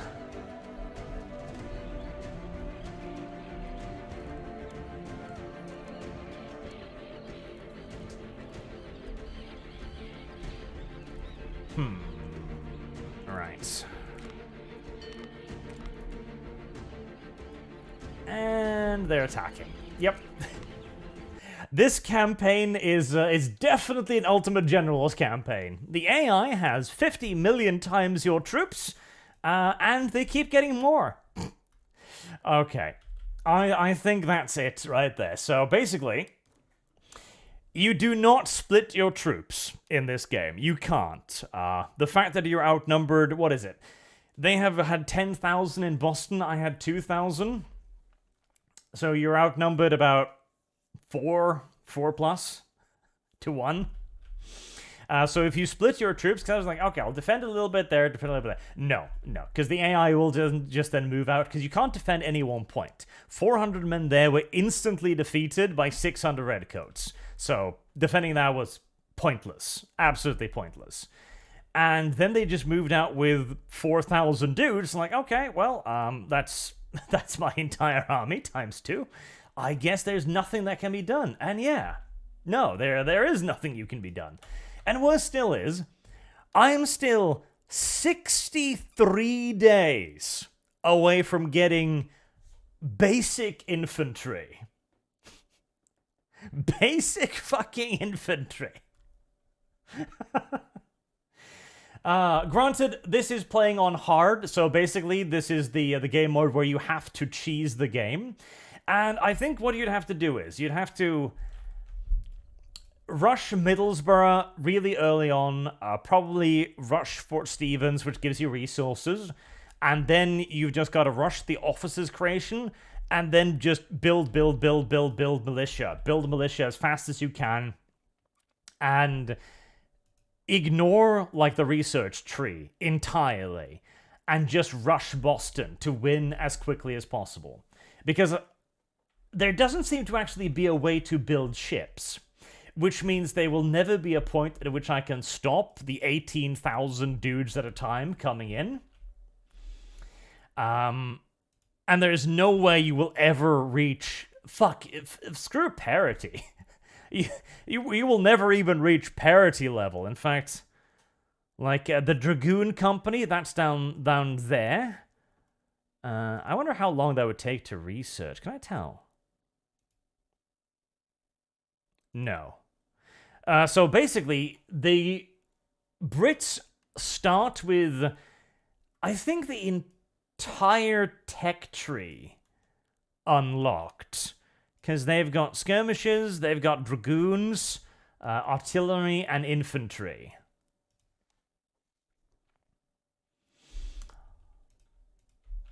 Yes, the 25% extra troops on hard mode is kind of devastating. This isn't an unwinnable battle, but it kind of...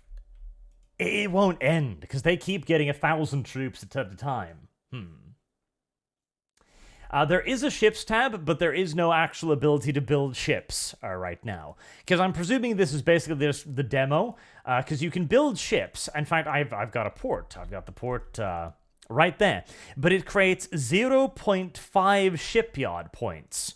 And for some reason, you cannot take 0.5 and turn it into 1 over 2 days. So you can't actually produce ships. Because you would produce ships here. But as you can see, there are no available factories. There are 0 shipbuilding points because you only have 0.5. So you will never ever be able to build a ship. And since you will never ever be able to build boats, you will never ever be able to stop the reinforcements. So, yeah. I think it's still doable. Basically, the big mistake I did was to assume that you can actually play the game long term. That is the key error. Because again, look at this tech tree. It's enormous. Like 63 days for one thing. And that's presumably these are even more. So I would have to be here for a year in game time to unlock, like, dragoons, minutemen, skirmishers, grenadiers, and infantry. Without even starting on anything else, right? You instead just basically need to spam, give up on ever building anything big, and just rush for the plus officers. Ignore all of the other research. It's not worth anything. Get plus officers wherever you can, and get plus generals wherever you can. And then just build militia. Because if you can build enough militia, you'll get, like, probably 4, 5, 6,000 at least. And you can work with that. Those are odds you can work with. You'll still be outnumbered, like, a third or so, but that's fine. The rest of the tech tree is one enormous fucking trap at the moment, and you should not engage with it at all. Still, again, it's a beta. It's an early look at the gameplay just to see how it works, and I'm really liking the mix so far. Obviously, this map is way too goddamn tiny. They need the entire American map here is what they need. Like, this is just sad, You need everything. I don't care if the war was like, oh, it was just fought here. I don't care. All of it. All of it. Like, at least half of America, right? Because you need the ability to maneuver, really work that logistical system, and give you an opportunity to research. Because at this point, there is no fucking... Because either what happens here is either I lose this battle, and all of my shit dies, or I win, and all of the British shit dies. And if they keep attacking me, eventually I'll just wear them down, and then I'll take Boston. Like, there is no way this game lasts... like, the months and months and months required to research stuff.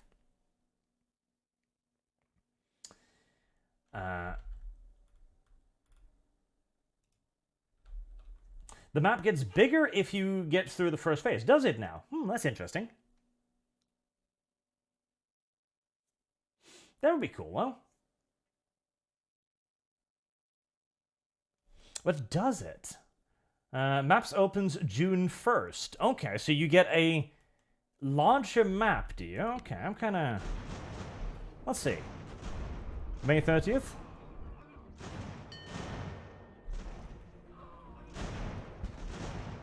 Little Americans are bravely resisting. Fairly hopelessly so, mind you, but they're trying, they're trying.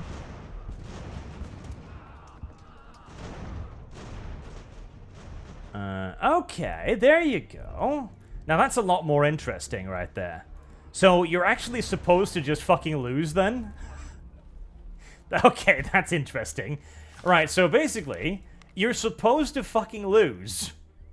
And then the map opens up, and you can continue basically getting rolled for a while. That's much better. Or upon taking Boston. Okay, that's a lot more interesting again. Do you have any other map points? There's one more down there. Is there a... There's another dockyard. Okay, so if you manage to hold on to Newport and that dockyard, then you'll finally get that one dockyard. Does it one dockyard now? Let's see. Where the fuck was the building thing? No, I still have 0 shipbuilding. Okay, let's let a couple days run, just in case.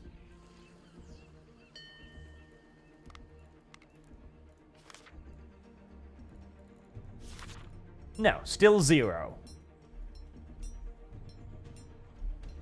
Yep, still 0. So, I don't know about that.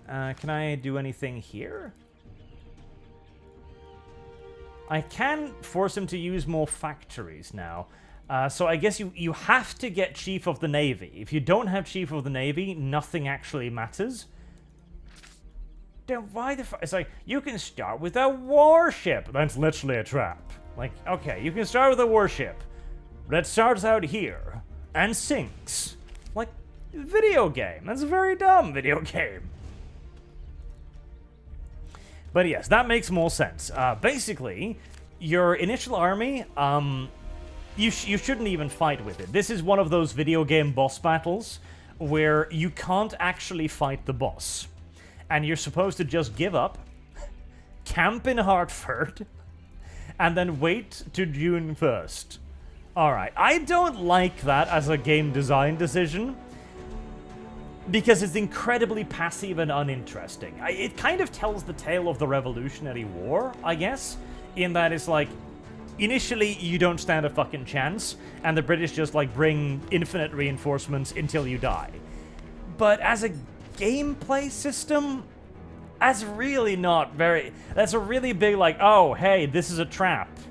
This is just a trap. You didn't know there was a trap? Well, fuck you, there was a trap. Reload. That's what it kind of is. I'm not a fan of that style of gameplay, but that is also a big part of Ultimate Generals. Like, that is every fucking game Darth makes, it seems. Like, half the scenarios in Civil War is like, oh hey, 5,000 enemy troops emerge out of the warp on your flank. What are you gonna do about it? And then you die. Pretty much. Still though. As a general, like, wrapping... Oh, wow, they're continuously spawning fresh troops. Wow, remarkable. That, too, is very much so a Civil War system. Right, let's kind of wrap it all up into one nice big package, shall we? So, I'm really liking the direction they're going in here. Like, the entire, like, gameplay element of it, the style systems, all of this is really good. It needs a tutorial instead of... this is something else that Streamlabs tend to do. They do stuff like this, the video tutorials. Don't do fucking video tutorials. One, I can't be fucked to sit there and wait and watch and like, oh god, is the part I'm interested in going to come up at some point? And worse still, every time you patch the game, if you ever change one of these mechanics in any way, your video tutorial is out of date and useless now. Just have a normal, natural tutorial, like any normal human being, okay? 2, the trap mechanics. Nobody likes them. There's not a person in the world who's like, I really love being blindsided by the video game spawning 7,000 troops on me. The people only think that's unfair. Nobody likes it. That's another thing. Hello. You probably should have stacks as well, because right now I can't actually tell how many guys are in these armies. So you should probably be able to rejoin units into stacks so that you can see total numbers like this instead of 3 smaller units like this. Because I don't know if this is 100 guys, 300 guys, 90 guys, or what it is. So that would be nice, little improvement as well.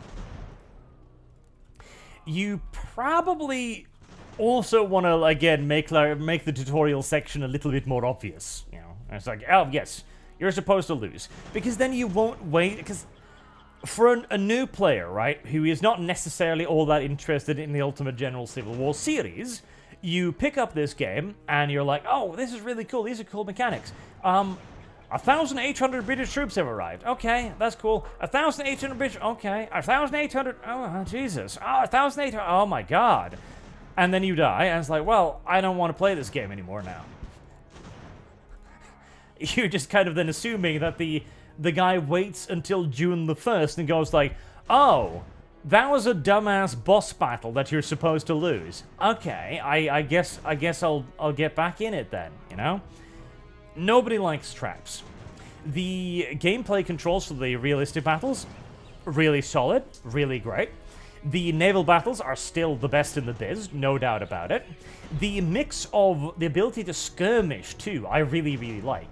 The fact that you can actually have, like, running gun battles on the map like this is really awesome.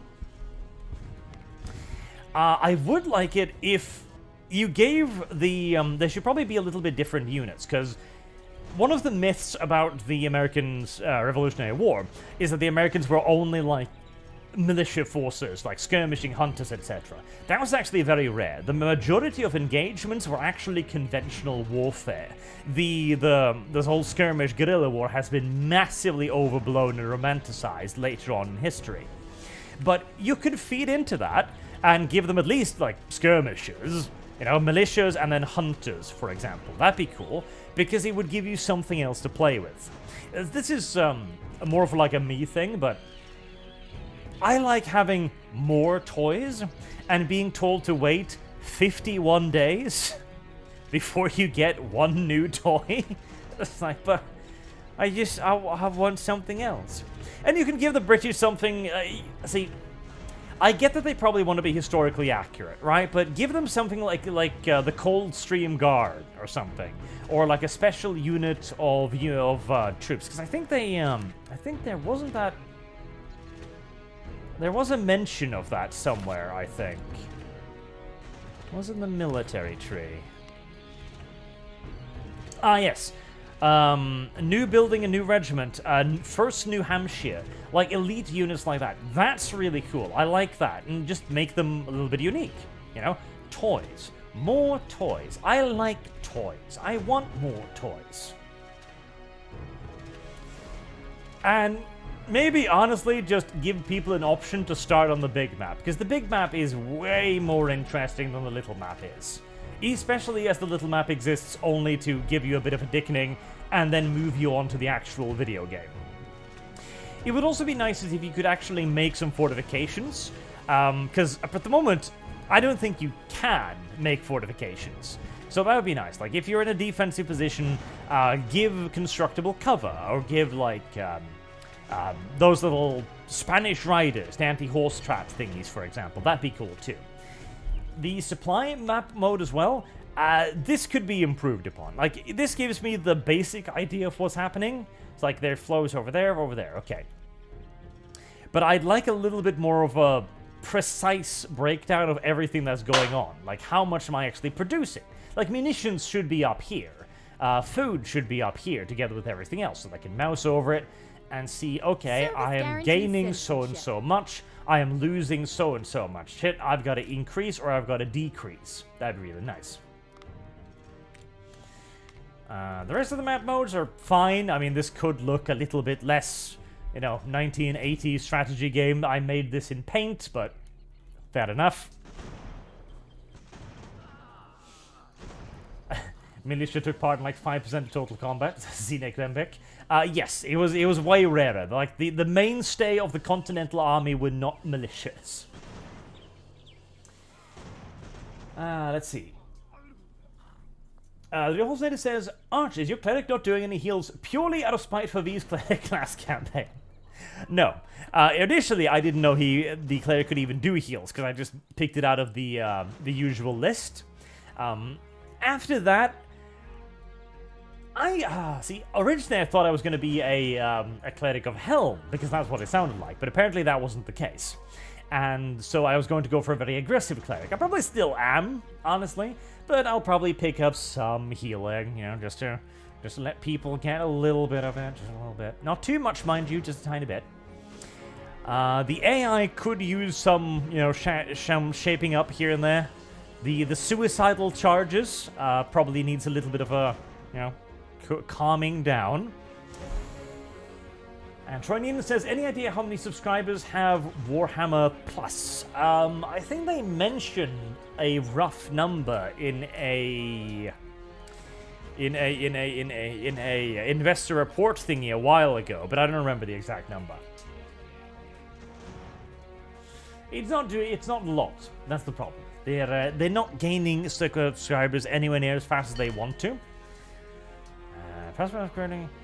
Navy, the colony of Rhode Island. Is that the, yes, there's the Navy Department. So in June 12th, you get to the Navy Department and can eventually start producing some actual ships. Okay.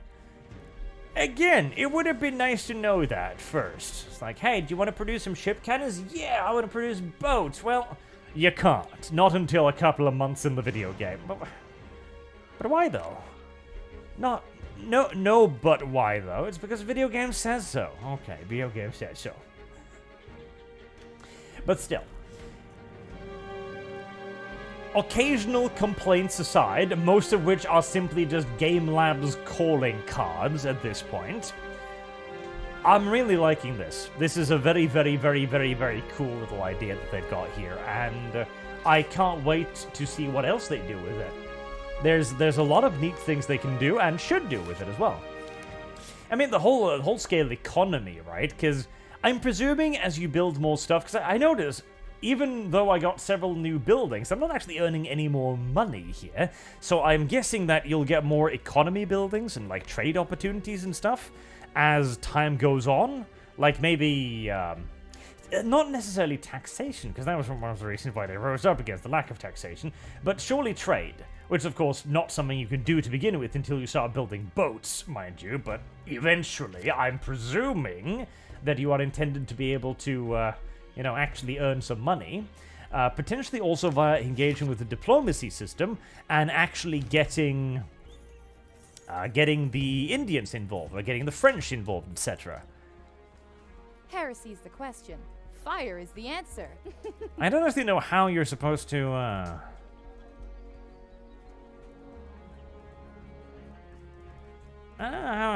there's no way to actually do anything here. Maybe that's another thing that time unlocks eventually.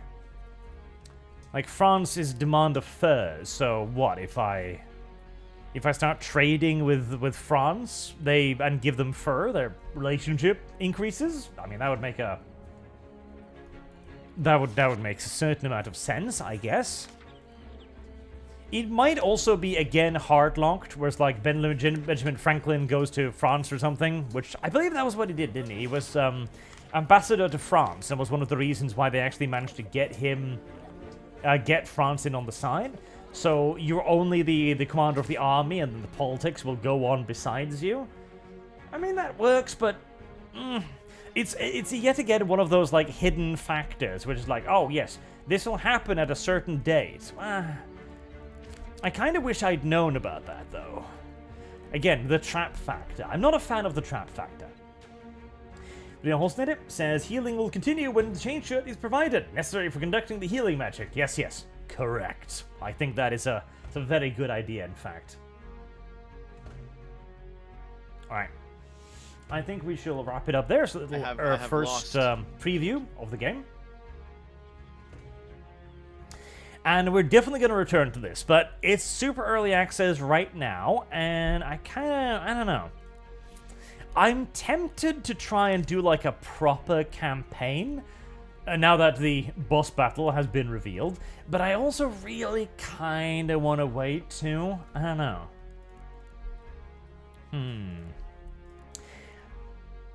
I think I might do the, because I've got a Total War campaign planned. I think I might do that first. And then we'll see. Oh, then we'll see, indeed. It might be a good way to test out a new system I've been thinking of. Anyways, I will wrap it up there. Let's see if there's anybody else to raid today.